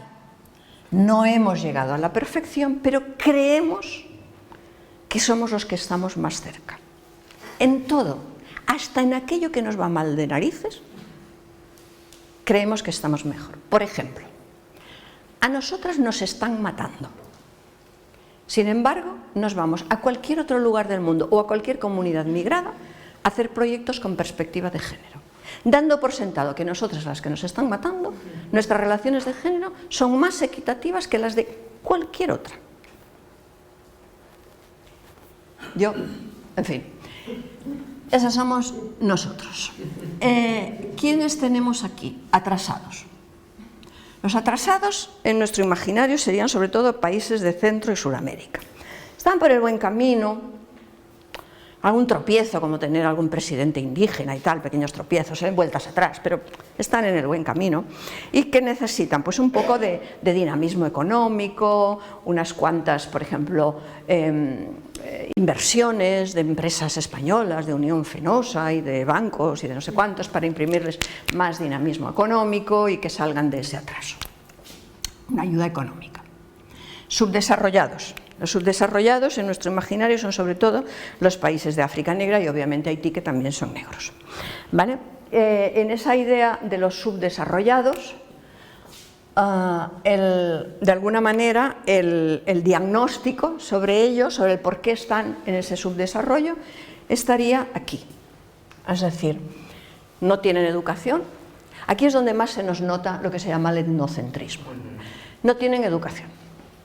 O sea, a ver, educados son los menores de toda sociedad, a lo largo de toda la historia de la humanidad, por los adultos de su grupo. Pasa que en las favelas, me lo invento que no las conozco, de Brasil, a lo mejor los niños son educados, ¿para qué? Para sobrevivir a las favelas, no para jugar a cricket, ¿vale? Para sobrevivir a las favelas. Y eso es lo que y se ha visto en algunos lugares de África que se ha considerado que el tipo de educación que era la escolarización lo que hacía es retardar el crecimiento social de aquellos niños porque luego no les resultaba útil. Leer, escribir y contar, sí, pero más allá de eso, saber de geografía para luego cuidar cabras, no consideraban que fuera un aprendizaje necesario. En todo caso, y decimos que no tienen educación si no tienen escuela. Unas creencias ancestrales, en los subdesarrollados no le llamamos religión, le llamamos creencias, magia, etcétera, ¿vale? Unas familias, eso no son familias, eso son clanes. Las familias extensas, ahí no sabes quién es el padre, quién es la madre, lo sabrás tú, ¿vale? Ellos sí lo saben, ¿vale? Las lenguas, en Nigeria hablan 200 lenguas, ¿cómo se van a desarrollar hablando tantas lenguas? Aquí hablar 3 es mejor que 2, pero hablar 200 es demasiado. Es decir, ¿vale? Entonces, por supuesto son machistas, etcétera, etcétera, etcétera, tienen muchos hijos, en fin, de alguna manera la culpa es de ellos, por lo tanto hay que vigilarles para que avancen hacia el desarrollo y el progreso. Aquí mi vena de crítica con la cooperación al desarrollo a través de la cooperación. Aquí eran las inversiones, aquí la cooperación. Más atrás todavía, los primitivos, esos pueblos no contactados del Amazonas, los bosquímanos del Kalahari, las islas Andamán, etcétera, que nos los imaginamos a todos descalzos y con taparrabos, ¿vale? En lugar de ver, por ejemplo, la sabiduría de estos pueblos en algo tan importante a día de hoy como es el cuidado del medio ambiente, una vida respetuosa con ese medio, los conocimientos en ecología y tal, en lugar de eso es que viven en comunión con la naturaleza, es decir, les sale de manera instintiva. En el fondo les estamos comparando un poco con la animalidad. Pero bueno, estos están tan lejos del progreso y del desarrollo que no van a llegar, pero hay que hacer algo con ellos, que es protegerles, ¿vale? Fijaros, en la línea evolutiva de la humanidad creemos, que es mentira, os lo digo, creemos que ser los que estamos más cerca de la perfección en todo, nosotros somos los adultos, estos son los jóvenes que con un poco de ayuda van por el buen camino, estos son los adolescentes que hay que vigilarlos porque si no, no da esto, y estos son los niños a los que tenemos que proteger. ¿Vale? Y Qatar y de la camiseta del Barça y los países del Golfo y esos, ¿son como nosotros? Es decir, muy desarrollados. No, nosotros no. Atrasados o subdesarrollados, con la importancia que le damos al tema tecnológico y económico, va a ser que nos resulta difícil, ¿vale?, ponerlos como atrasados o subdesarrollados, como nosotros tampoco. Entonces, ¿dónde están en esta línea evolutiva que nosotros nos hemos inventado de la humanidad? Por ejemplo, por aquí, ¿vale? Igual en algunas cuestiones, pero aquí. ¿Y cómo han acabado aquí? Según nosotros, porque siempre todo esto es imaginario y construcción cultural nuestra, es decir, estamos hablando de Pedro, ¿vale? A partir del subdesarrollo hay unos pueblos que se han ido literalmente por el mal camino, los musulmanes. Esos en nuestro imaginario son los que se han ido por el mal camino. Tanto es así que aquí consideramos un musulmán bueno al que es mal musulmán, es decir, al que bebe alcohol y come cerdo. Ese es musulmán, pero es bueno. Si es mal musulmán, es buena persona, ¿vale? Entonces, estos serían desarrollados en términos económicos y tal, pero equivocados. Tendríamos los atrasados y musulmanes, que el paradigma sería el norte de África, Argelia, Marruecos, Túnez, Egipto. Incluso metemos aquí a los pakistaníes, porque como la mayoría de la gente no sabe de situar Pakistán en el mapa, pues los pakistaníes también ya hay mucha gente que les llama moros, ¿vale? Atrasados y el infierno en la tierra para la modernidad occidental, subdesarrollados y musulmanes. Sudán, Yemen, metemos en subdesarrollados Afganistán, no tiene nada que ver el concepto, ¿vale? Si a estos hay que echarles una manita, a estos vigilarles y a estos protegerles, ¿qué hay que hacer con estos? Lo que está haciendo Israel con el aplauso de mucha gente. Liquidarlos. Les podríamos permitir seguir si se van a por el buen camino. Si comen cerdo y beben alcohol y demuestran que son como nosotros, aunque acaben tirados en la calle borrachos. Entonces diremos, fíjate qué mal beber tienen los moros, ¿vale? Les tendríamos que eliminar. Todavía tendríamos, por ejemplo, la idea de los asiáticos. Entendidos asiáticos, no, insisto, no los pakistaníes, que los situaríamos aquí, sino chinos, vietnamitas, tailandeses, es decir, ¿esos dónde los situamos? Están. Los asiáticos están, pero no sabemos dónde. Aquel famoso artículo del periódico ¿Dónde van los muertos chinos?, que casi insinuaba que en el chop suey, ¿vale? Donde sabemos que están, pero no sabemos qué hacen, no sabemos dónde. Entonces vemos una película de Hollywood, es igual que sea mala o buena, que hay un callejón así, sin salida, una pared al fondo, sin ventanas, sin puertas, sin nada, callejón así oscuro, y el protagonista entra, que tú lo primero que piensas es, ¿qué va a hacer ahí? ¿Para qué entra si no hay nada? Pero bueno, el protagonista entra, una humareda, y detrás de una humareda nunca sale un árabe o un zulú, no, siempre sale un karateca, un ninja, donde parece no haber nada, aparecen los asiáticos. Andan por aquí, ¿vale? Bueno, podríamos seguir, pero me interesa avanzar. Fijaros, dos mitos, porque tanto el mito del progreso como el otro, como el mito tiempo, son mitos, son construcciones culturales, cosas que nosotros nos hemos montado para explicarnos la vida y la realidad y que luego estructuran, eso sí que es verdad, esa vida y esa realidad. Resulta que todos hemos sido socializados en un imaginario racista. Todos, no hay problema, o sea, Abascal y yo hemos sido socializados en lo mismo. Totalmente. O sea, tengo los mismos mitos que Abascal, he estado viviendo en el mismo sistema político, seguramente tenemos el mismo concepto de familia, las relaciones sociales seguramente sus amigos y los míos no son los mismos, pero las relaciones de género también habrá alguna variación, pero hemos sido socializados en la misma, etcétera, etcétera, etcétera. Es decir, esto no quiero despertar el sentimiento de culpa de nadie, ¿vale? Hemos sido socializados en un imaginario racista, igual que hemos sido socializados en el patriarcado. Lo que pasa es que a partir de saberlo, sí que ya, entonces hay la responsabilidad de cada uno, ¿vale? Este imaginario racista, ¿de acuerdo? Pero yo creo que para aplicar esa idea de los mitos y de la diversidad, sería interesante saber, hay muchos otros mitos, obviamente, fijaros la complejidad del funcionamiento de un árbol, pues la complejidad del funcionamiento, obviamente, de una cultura, ¿vale? Tenemos otros mitos que no son, digamos, tan arraigados como el mito tiempo, por lo tanto los podemos hablar, pero que también son los mitos que se nos despiertan, es decir, abrimos los ojos y miramos a través de ellos, ¿vale?, frente a la diversidad. E insisto que frente a cualquier forma de diversidad, pero ahora estamos hablando con diversidad religiosa, de origen, cultural, etcétera, ¿vale? Siguiente mito que se nos despierta es el universalismo. Universalismo. Tenemos, insisto, el sentimiento profundo de tener las verdades universales en todo, porque si en todo estamos más cerca de la perfección, obviamente en todo somos el faro de la humanidad. En fin, tenemos el mejor sistema político inventado, la democracia. Si estudiarais un poco África Negra veríais que hay sistemas políticos, eso sí, siempre en grupos más pequeños, siempre en sociedades más pequeñas, no en un Estado-nación, mucho más democráticos que el nuestro, porque, por ejemplo, un acuerdo en las sociedades tradicionales africanas no se toma sin el acuerdo de las minorías.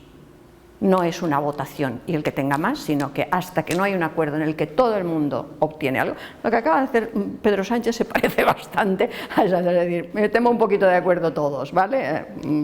Todos los que vamos a gobernar, digamos, ¿no? Pero, es decir, hay otros mecanismos de gobierno, que son más igualitarios y más democráticos que nuestra democracia. Pero, lo que os decía antes, creemos tener las mejores relaciones de género. Nuestro modelo de familia es la familia, lo otro son clanes, le llamamos de otra manera, es decir, tenemos el sentimiento de que nuestras verdades son verdades universales, nuestro pensamiento es el pensamiento, nuestra razón es la razón, nuestro sistema político es el mejor, nuestra economía es la más avanzada, ergo la más cerca de la perfección aunque nos estemos cargando el planeta, etcétera, etcétera, etcétera, ¿vale?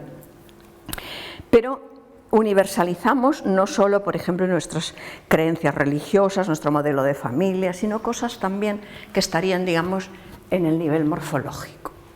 Por ejemplo, cuando nosotros llegamos a las costas africanas, las mujeres donde hacía calor iban desnudas de cintura para arriba, ¿vale? Porque la lectura erótica del cuerpo es muy cultural y partes del cuerpo que son muy eróticas en una cultura, en otras no tienen ninguna connotación. Por ejemplo, los pechos femeninos. Pero llegan nuestros hombres del momento, que como estábamos nosotras con el cuello hasta aquí, un corsé que nos impedía respirar y unas faldas largas que nos arrastraban en aquellos lodos de las ciudades europeas y aquellas bostas de caballo, ¿vale? Que en el siglo XVIII las españolas nos queremos levantar la falda del suelo 5 centímetros por lo de las bostas de caballo y demás, y bueno, los santos varones de nuestro contexto cultural nos tratan de pecaminosas, obscenas, porque se nos va a ver el tobillo, ¿vale? Entonces, el nosotros de la época, que son esos hombres que llegan allá, se encuentran a las mujeres africanas desnudas de cintura para arriba, Marías Magdalenas negras, obscenas, primitivas. ¿Qué hay que hacer con ellas? Taparlas. ¿Por qué? Por su propio bien y su propia dignidad. Tenemos que taparlas. Y ahora vemos todavía, por ejemplo, en zonas como en Namibia, que van con aquellos trajes de las holandesas de la época. Pasamos un proceso de siglos, que obviamente no vamos a desmenuzar aquí, ni yo tampoco sabría hacerlo, en el cual poder ir bastante desnudas sin que nadie se meta contigo, ni eso implique nada más que tú quieres ir así. Ir bastante desnudas es libertad, libertad es dignidad, por lo tanto, desnudez es dignidad. ¿Y ahora qué pasa? Que hay algunas que vienen dignamente tapadas. Además forman parte de las equivocadas, claro, de las que se han ido por el mal camino, es decir, llevan un pañuelo, manga larga, pantalón largo. Y el discurso sobre el hijab, eso me decían en mi pueblo, para mear y no echar gota, ¿vale? Es que yo si quiero lo llevo y ella está obligada. Primero, ya no está obligada, pero vamos a pasar al si quiero lo llevo. Vamos a hablar de Pedro y dejemos a Juan. Si quiero lo llevo, ¿sí? Me da la gana de imaginarte casada y estas navidades te vas a casa de tus suegros y de tu familia política con tu hijab, tu manga larga y tu vestido de tal. A ver si no pasa nada o si se van corriendo todos y cogen a tu compañero, tu marido. Se te ha vuelto loca la tía, o sea, no se la has llevado al psiquiatra, o sea, sí, o sea, está bien, pues entonces divórciate, porque, vale. Vete a alquilar un piso, vete a abrir una cuenta en el banco, vete a trabajar en tu trabajo en una oficina con hijab y me cuentas después si podemos, o hay una presión social brutal para que no lo llevemos. Hay que tener un par de ovarios a día de hoy para llevar aquí un hijab y cada vez más, ¿vale? O sea, nosotras no es verdad que podamos, pero seguimos. No, mira, es que llega el verano y con el calor que hace, tú los ves a ellos que llevan bermudas y tal, y ellas en cambio con el pañuelo y tal, con el calor que hace, o van obligadas o si no, no se lo pondrían. Aparquémoslas, hablemos de mí. Soy muy calurosa, ¿veis? O sea, el mínimo, ¿vale? Y siempre tengo calor. Ahora mismo ya me cae el sudorcico por la espalda. Este mes de agosto, no en la ola de calor, un poquito antes, 31 grados de temperatura.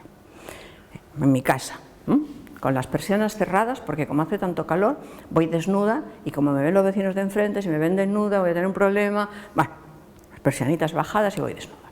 Y a la 1 del mediodía, con ese calor, me doy cuenta de que no tengo agua, de que no tengo hielo, de que no tengo refrescos, ¿vale? Y quiero bajar a Mercadona. Y pienso, con el calor que hace, me pongo unas sandalias y unos shorts y voy así a Mercadona, desnuda de cintura para arriba. ¿Puedo? La normativa de la ciudad de Barcelona me lo prohíbe, pero en otras ciudades donde no hay esa normativa. Yo salgo a la calle, me ve el vecino de delante, salgo a la escalera, no hace falta ni a la calle, me ve el vecino de delante, le falta tiempo para llamar al propietario de mi piso, decirle, está loca de la vida, no le vuelvas a renovar el alquiler, porque fíjate, la tía sale en bolas, que si aún fuera una chica joven, pues que encima es una gorda vieja, y sale desnuda, y Salgo a la calle, alguna abuela me dará con la callada por marrana, algún graciosillo me pellizcará los pezones y cuando llegue a Mercadona el guarda no me va a dejar entrar así. Si aquellas mujeres africanas a las que vestimos por su propio bien y su propia dignidad, que iban desnudas de cintura para arriba, fueran tan universalistas como somos nosotras y vieran que yo con ese calor para bajar al Mercadona me pongo sandalias, pantalones, sujetador y camiseta, ¿qué dirían? Si fueran como nosotras, que no lo eran. Con el calor que hace y se pone todo eso es porque la obligan, porque si no, irían como yo, en pantalón corto y desnuda de cintura para arriba. ¿Qué nos diferencia? Los centímetros de tela, pero es que somos capaces de universalizar hasta los centímetros de tela que una mujer ha de llevar puestos encima para ser como nosotras. Porque además podríamos pensar entonces que aquella que va un poquito más desnuda que nosotras, la envidiamos porque es más libre, ¿sí? Volvamos a la señora de la cafetería, que le dice a la clienta, dice, yo cogería aquí de camarera a esta chiquita de aquí, de los Bajos, la Marilyn, ¿sabes? Esta chica dominicana, creo que es. Pero una tía yo me confío en ella, dice, pero, oye, si se me viste un poco, porque me va con unas licras que parece que vaya haciendo la calle. Fátima demasiado vestida, Marilyn demasiado desnuda.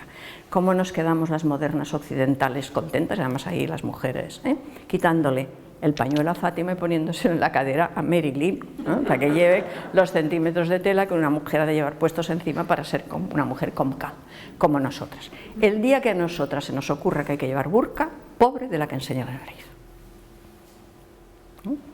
Pero ¿qué otro, digamos, mito o manera de ver el mundo se nos despierta frente a la diversidad? El dualismo. O sea, el binarismo, pero el dualismo aplicado a este binarismo, ¿vale? Que el dualismo es más complejo, porque el binarismo sería que hay uno y su contrario, pero el dualismo lo que hace es que hay uno y su contrario, que es un error, podríamos decir. Entonces tenemos, por ejemplo, nosotros, los otros, blanco, negro, desarrollado, subdesarrollado, moderno, primitivo, racional, intuitivo, verdad, mentira, etc. Nosotros y los otros. Nosotros somos estos. Yo sigo de la manita de Abascal todavía, ¿vale? Ese nosotros, occidentales, modernos, compartimos mitos, compartimos tal, y esos otros.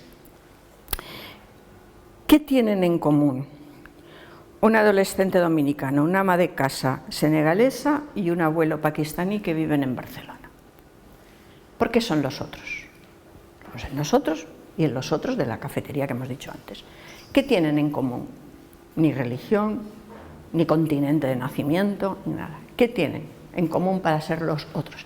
Que no son parte de ese nosotros que estamos definiendo. Hay un nosotros, multiplicidad de otros. Blanco y negro.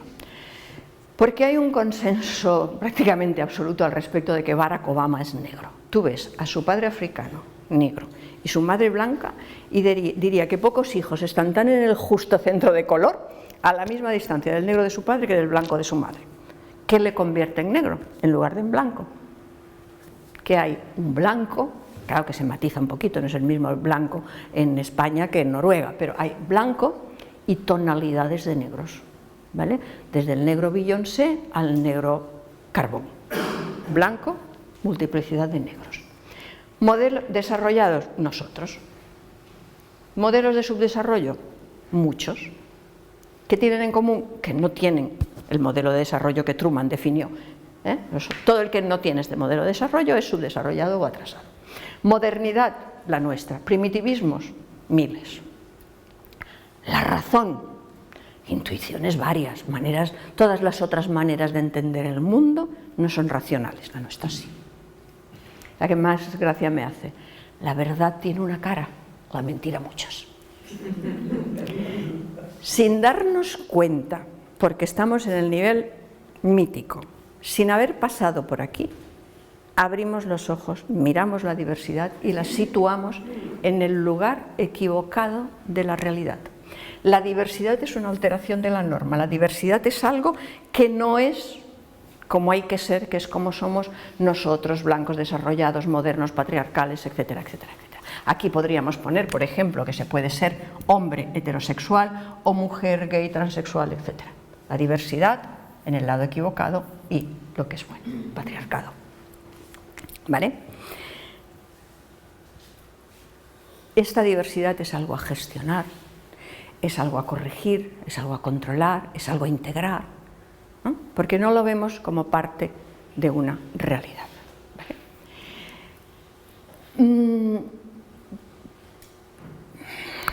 A ver, ¿qué hago en lo que me queda?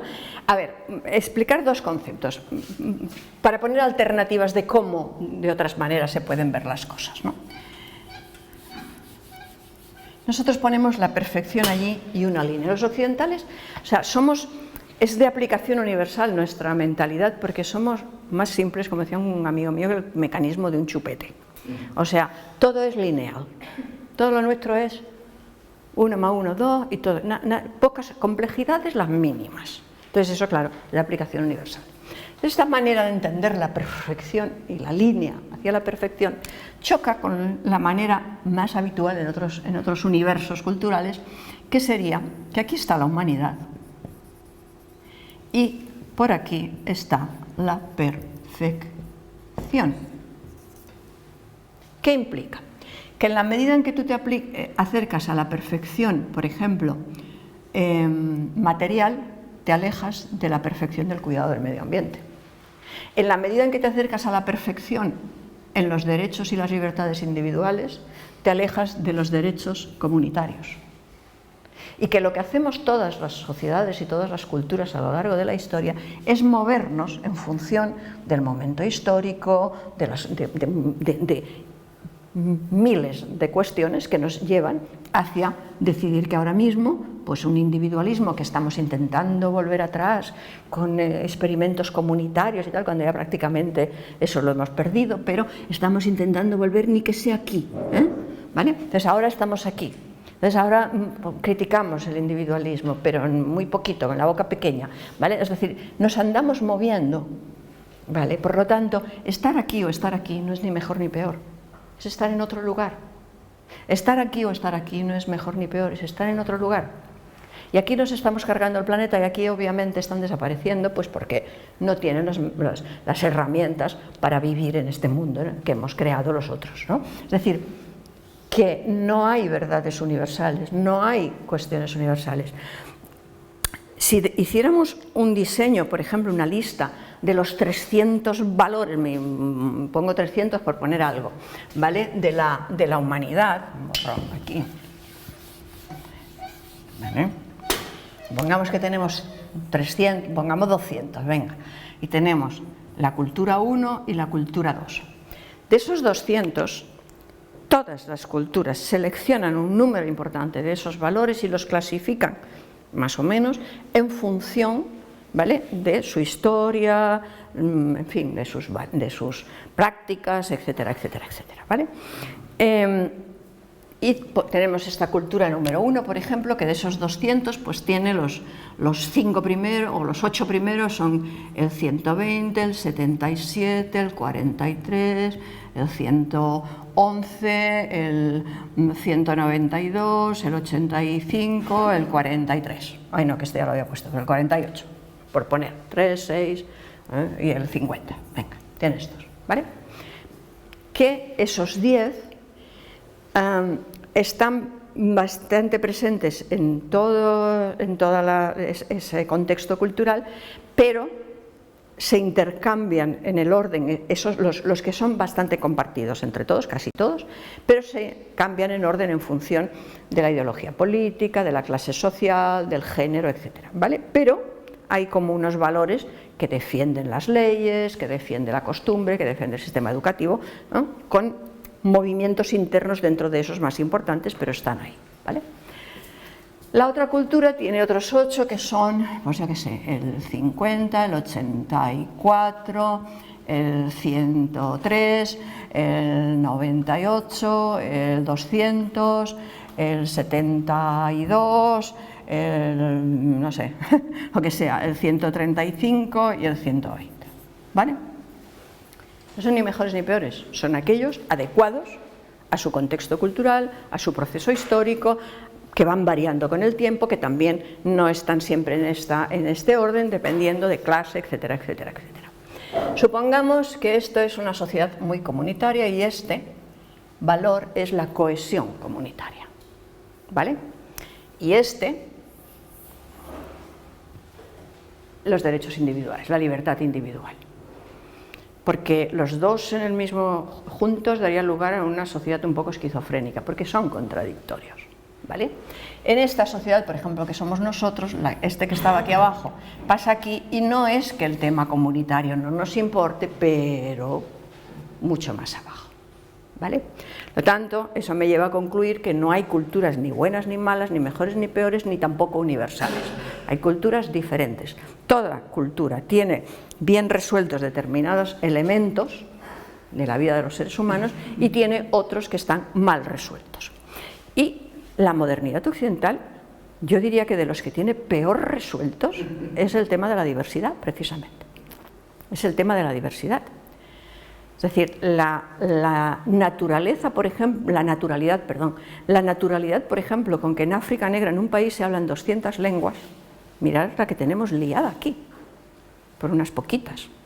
La naturalidad con la que en esta calle viven los Wolof, en la calle de al lado, o a veces incluso juntos en las mismas calles, en una casa son Wolof y en la otra son Serer, y no hay problema, y las fiestas de los Wolof las celebran los Serer, de los Serer los Wolof,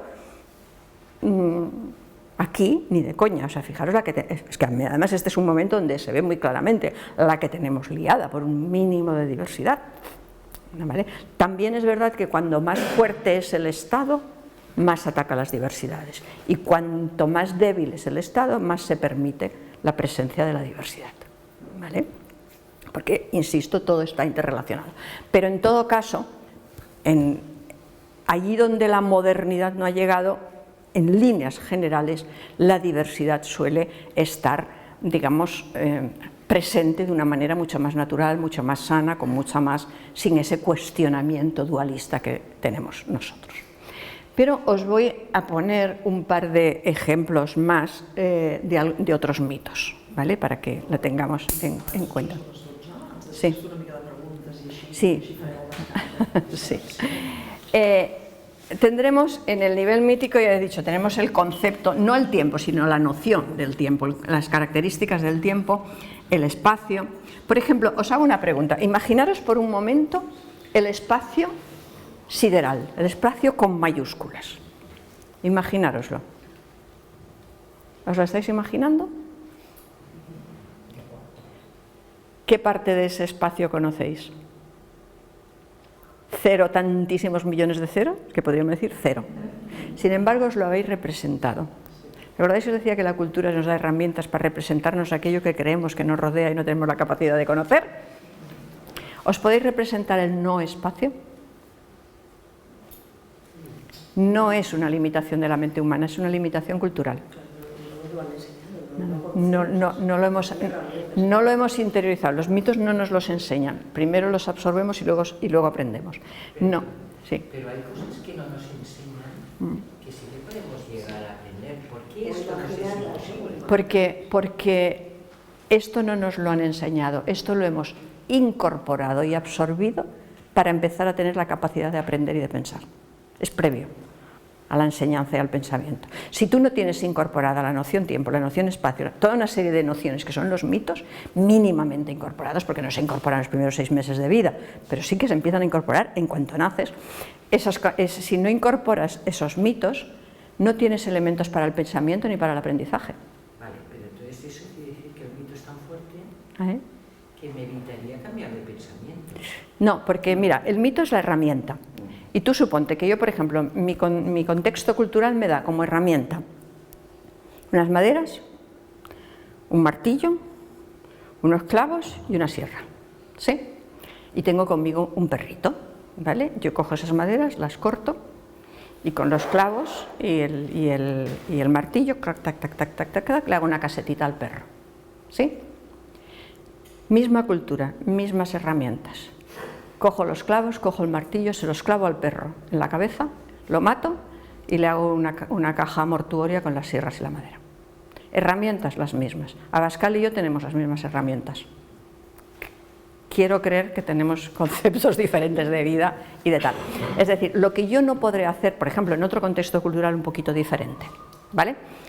Las herramientas que tiene esa persona son las maderas, la sierra y pegamento. Las maderas y la sierra de pegamento hace una caseta, le mete el pegamento al perro por las narices, lo ahoga y le hace la caja para enterrarlo. Mismas herramientas, acciones diferentes, herramientas distintas, acciones muy parecidas. ¿Vale?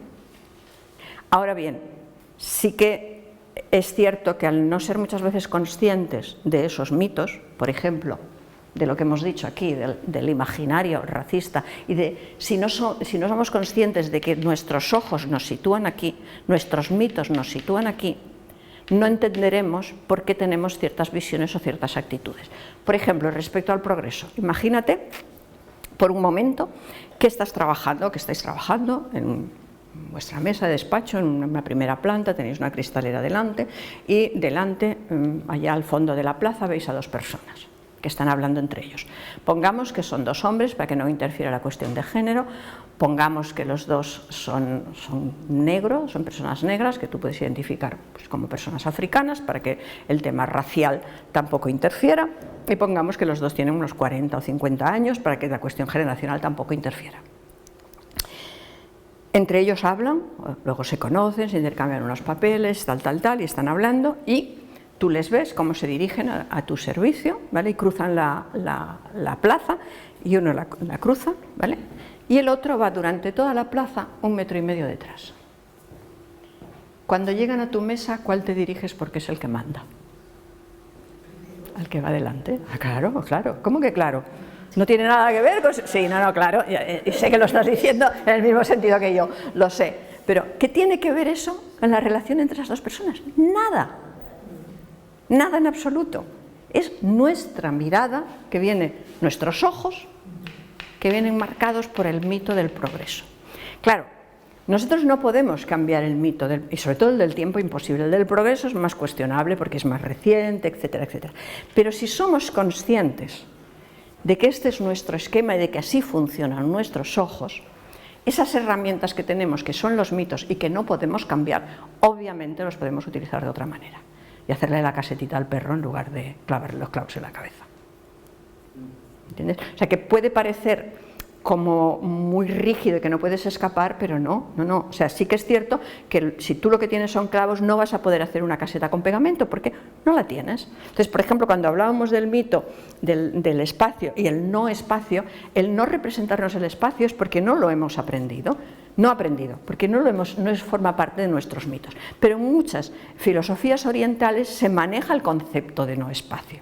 Entonces, ¿qué nos pasa, por ejemplo, a nosotros con esas filosofías orientales? Que nos pueden, y es una limitación y nos tenemos que fastidiar con ella, porque es lo que hay, nos pueden atraer mucho y nos podemos acercar y podemos hacer una ligera inmersión, pero nunca, porque los mitos no se adquieren de mayor, nunca entenderemos el concepto de no espacio como alguien que lo ha interiorizado en su entorno desde los inicios. Bueno, no ho sé, el tema és complex. Jo crec que el progrés és un mite, el temps i l'espai no. No és un mite, segons Kant, vol dir que és que el cervell nostre funciona amb temps i espai. Per això no podem aprendre. Per això no vol dir que, jo crec que això no vol dir que sigui un mite, ara no ho sé. És que el concepte del temps és el nostre, és cultural, hi ha altres conceptes de temps, hi ha altra manera d'entendre el temps, hi ha cultures, avui en dia, que a mi m'han dit que fins i tot pobles originaris d'Amèrica tenen el mateix concepte de temps que moltes cultures africanes, no entenen el temps com l'entenem nosaltres i per tant no es mouen en el temps amb el mateix concepte, però és que a més tenim un gran pensador com Einstein que ens diu que aquesta noció cultural de temps la qüestiona i no és la correcta. En el que sí que tens raó és que aquesta noció de temps i d'espai és el que ens permet aprendre. Per això jo he dit que primer incorpores els mites, temps, espai, noció de persona, etc. i a partir d'aquí comences a pensar. Però pots incorporar uns mites diferents i pensaràs i aprendràs a través d'aquells mites que no són els mateixos. I a partir d'aquí t'interpretes, doncs, per exemple, la vida i la mort de manera diferent, perquè les eines que tens per interpretar el món són diferents. Estàs mirant amb uns ulls diferents la realitat i per tant estàs veient una altra cosa. Sí, es complejo, ho entenc. Noción de tiempo y noción de espacio. A ver si me da tiempo de un par de cosas porque creo que es muy importante en el ámbito en el que vosotros precisamente hacéis voluntariado, ¿no? Que es, otro mito es la noción de persona. La noción de persona. En la modernidad, persona e individuo sería prácticamente un sinónimo. Y eso sí que es pura modernidad. La idea de la persona como individuo sí que solo se da en la modernidad o allí donde la modernidad ha llegado. Es decir, ¿qué significa persona como individuo? Que yo, cuando me siento a mí misma y cuando me represento a mí misma, me represento como individuo. Por lo tanto, si yo tengo que tomar una decisión, no pienso, Lola, antropóloga del pueblo de tal, de la familia, bla, bla, bla, toma una decisión. Eso no, me da por ahí, pienso, a ver, Lola, céntrate y toma una decisión. ¿Y cómo toma una decisión? Como Lola, como persona individual, y también vosotros me veis como persona individual. Yo sería esta es mi identidad, que sí que tengo toda una serie de circunstancias que han generado y han ayudado a construir mi individualidad. Por ejemplo, claramente la antropología, en mi caso yo creo que la migración, también de manera clara, mi familia siempre es uno de los elementos más importantes, y pongamos por ejemplo la clase social, ¿vale? Imaginemos que tengo un problema importante con mi familia, muy grave, y rompo con la familia, con toda mi familia, no quiero volver a saber nada de ellos. Y vengo hoy aquí, yo os doy una clase o doy alguna formación más dispersa de lo que lo hago habitualmente, y mañana le decís a la pobre Silvia: ¿dónde te has sacado esta tía? No se la entendía nada, no la vuelvas a invitar, vaya pérdida de tiempo. Y Silvia, que sabe que yo he roto con mi familia, os puede decir: no, mira, es que en general cuando hace una formación lo hace mucho mejor que hoy, pero es que ahora mismo tiene unas circunstancias muy tristes. No os explica cuáles, porque no es cosa tal, ¿vale? Pero ya sabe que he roto con mi familia, dice, tiene unas circunstancias muy tristes y está fatal. Estoy segura que en unos meses volverá a ser la misma y hacer las clases como las hacía antes. Expresión clave: volverá a ser la misma. Es decir, una circunstancia triste, como puede ser romper con mi familia, no modifica mi identidad, sino que simplemente durante un tiempo, y debido a la tristeza del elemento, yo soy un poco distinta, pero volveré a ser la misma. La clave es esa. Tenemos una persona cuya identidad personal, ¿quién es ella como persona? Por lo tanto, cómo se siente, cómo se percibe, cómo piensa y cómo es vista, esa identidad la conforma el lugar que ocupa en una serie de entramados comunitarios. A qué familia pertenece, de qué grupo étnico, de qué grupo religioso, si es el hermano mayor o el pequeño, etcétera, etcétera. Toda una serie de entramados que dan lugar a su identidad personal. Aquí la noción de individuo estaría ausente, porque su identidad, quién es él, no son sus características personales, sino el lugar que ocupa. Que muchas veces, por ejemplo, una cosa que no entendemos a veces con las personas migradas es la pérdida impresionante, por ejemplo, de identidad con el tema de los nombres. Por ejemplo, los pakistaníes no tienen apellidos, tienen dos nombres. Y muchas veces la mujer, por ejemplo, el hombre, la mujer, por ejemplo, tiene Fátima Bibi, que quiere decir señora Fátima. Bibi es señora, ¿vale? Entonces, es Fátima Bibi y su marido es Ahmed, lo que sea, ¿vale? Tienen un hijo y nace aquí, le ponen de primer apellido el segundo nombre de su padre, que no es un apellido, y de segundo apellido Bibi. Y tenemos a un chico que se llama señora, que se pitorrearán de él cuando pase por el control de pasaporte salir a Pakistán. Porque Bibi es una palabra que se pone solo a las mujeres porque indica señora. Y al llegar aquí tenemos a un chico que le ponemos Bibi. O, por ejemplo, gente de Camerún que el nombre viene marcado por el lugar que ocupas en la familia y el día de la semana que naciste, ¿vale? Y te llamas porque eres el tercero, te llamas tercero, lo digo porque no es el nombre del día, pero tiene un nombre en función de si es el primero o el segundo y en el día. Pongamos que se llama segundo jueves, ¿vale? Que no sería segundo jueves, sino otro nombre que implica otra cosa. Y viene aquí y su hijo nace, es el primero y nace en miércoles y le ponen jueves de apellido. La pérdida de la identidad de algo tan que te define tanto como es el nombre, y más en una sociedad comunitaria, está diciendo a qué familia perteneces, qué día naciste, etcétera, etcétera. En todo caso, aquí la identidad de esta persona, no es una identidad individual, es el lugar que ocupa, y lo más importante aquí es la familia, ¿vale? Si esta persona, pongamos por caso que es una persona de África Occidental, que sabemos que está aquí recogiendo chatarra, que gana poco dinero, y de ese poco dinero que gana, envía el 80% a Senegal. no, es que mi hermano, pero es mi hermano Abdú, mi hermano Odris, mi hermano, y te menciona 20 hermanos. Yo digo, ¿cuántos hermanos tienes? Entonces hace la traducción cultural, dice, padre y madre, 6, pero en la familia 15 o 20. Dices, pero esos 15 o 20 no son hermanos a la africana, es decir, porque el concepto de familia es diferente y los jóvenes de la misma edad de la familia extensa son hermanos, aunque sean de padres y madres diferentes, ¿vale? Y eso implica no solo la categorización, sino los deberes que tienes con ellos, y los derechos también, pero los deberes que tienes. Todos los 20 son tus hermanos, todos los 20 son tus hermanos. Bien, entonces, esta persona, por ejemplo, aquí, que rompe con su familia, voy a ponerlo en términos de salud. Imaginaros que yo, que me vivo a mí misma como individuo, tengo el hígado fatal, ¿vale? Tú, Gabriela, me encuentras un día y me dices, Lola, ¿qué tal? Y yo, mira, yo estoy muy bien, lo que está fatal es mi hígado. Y dices, bueno, y la cabeza, porque tienes mal el hígado, tan mal tú, ¿no? Es decir, no diferenciamos por órganos. Médicamente sí, porque o vas al ginecólogo, o vas al nefrólogo, o vas, ¿vale? Pero nosotros todavía nos consideramos una unidad, ¿vale? Y yo te digo, el hígado mal, ¿vale? Si entonces yo tengo el hígado mal y me dicen, por ejemplo, que hay una máquina en Zaragoza, en un hospital, que hacen una limpieza del hígado y tal, y que me van a poner aquí conectada a una máquina y se llevan mi hígado a Zaragoza.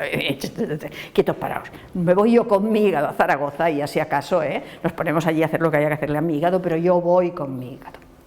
Ahora imaginaros una sociedad más comunitaria como es Pueblo Gitano. Señor Antonio Cortés está en el hospital y te dice la enfermera enseguida, oye, en la 212 hay un gitano, te lo digo porque ya ves, se va a llenar esto de familia porque esta gente parece que esté mejor aquí que en su casa. Nadie está mejor en un hospital que en su casa. Pero ¿qué pasa? Que la unidad es la familia Cortés y una parte, el hígado de la familia Cortés, que es el señor Antonio, está en el hospital y la familia no se va a separar de esa parte de su unidad, que es el señor Antonio. Y por lo tanto van a luchar tanto por estar como el señor Antonio como yo, porque no se me lleven el hígado a Zaragoza y me dejan a mí aquí, ¿vale? ¿Qué sucede? Que a lo mejor si es el hijo del señor Antonio es el equivalente a la oreja, entonces en lugar de 15 igual solo hay 1 o 2 personas, ¿vale? Pero la idea, y tú le preguntas a la señora Carmen, hermana de Antonio, lo que ella me ha preguntado a mí, Lola, ¿cómo estás? Le dices, Carmen, ¿cómo estás? Si ella te dice, yo estoy bien, es Antonio el que está en el hospital, es igual de raro que yo diga, yo estoy bien, pero el hígado está mal. Te dirá, mal, hija, porque Antonio está en el hospital. Porque la unidad. Entonces, ¿por qué os decía este caso concreto? Porque os habréis encontrado, por ejemplo, en el ámbito digamos, de lo legal y de lo delictivo, como cuando, por ejemplo, una familia gitana, una persona de una familia gitana, agrede a otra persona de una familia gitana y le mata, por ejemplo, no se va el asesino, se va toda la familia. Porque que se vaya únicamente la persona que ha matado a aquel sería como yo te doy una bofetada, ¿vale? O te muerdo la mano, mejor, yo te muerdo la mano y para que no me la devuelvas yo me guardo la mano y como no me encuentras la mano no me la puedes devolver. No, le mordís con la mano, tú me darás una patada en la espinilla, es decir, agrederás a otra parte de esa unidad. Por lo tanto, si tú has matado a alguien de mi familia, la devolución no es hacia la mano que ha matado, es hacia la unidad que es la familia. Y eso pasa también, y ahí se nota también el origen cultural, fijaros si las cosas duran siglos culturalmente, el origen cultural de Pueblo Gitano, que es una zona de Pakistán, India, y en las familias pakistaníes pasa lo mismo. Es decir, si una persona de una familia agrede a otra, se puede devolver o vengar o llamarle como queráis, devolviéndolo a otra persona que no es la que lo ha hecho, porque la unidad no es el individuo sino la familia. Por lo tanto, ahora imaginaros la situación en la cual las personas que tienen una idea tan diferente de persona, de valores, de obligaciones, etcétera, cuando intentamos aplicarles un sistema legal que está basado, por ejemplo, nuestras leyes están basadas siempre, todas, en la noción de persona como individuo. No tenemos ninguna ley que establezca cuestiones comunitarias. Cuando pensamos, y aquí acabo, que sé que me estoy alargando, por ejemplo, en una cosa que llamamos Declaración Universal de Derechos Humanos, en realidad es la Declaración Occidental de Derechos Individuales. No hay ni un solo derecho de estos, de los básicos, que incorpore esta noción de persona.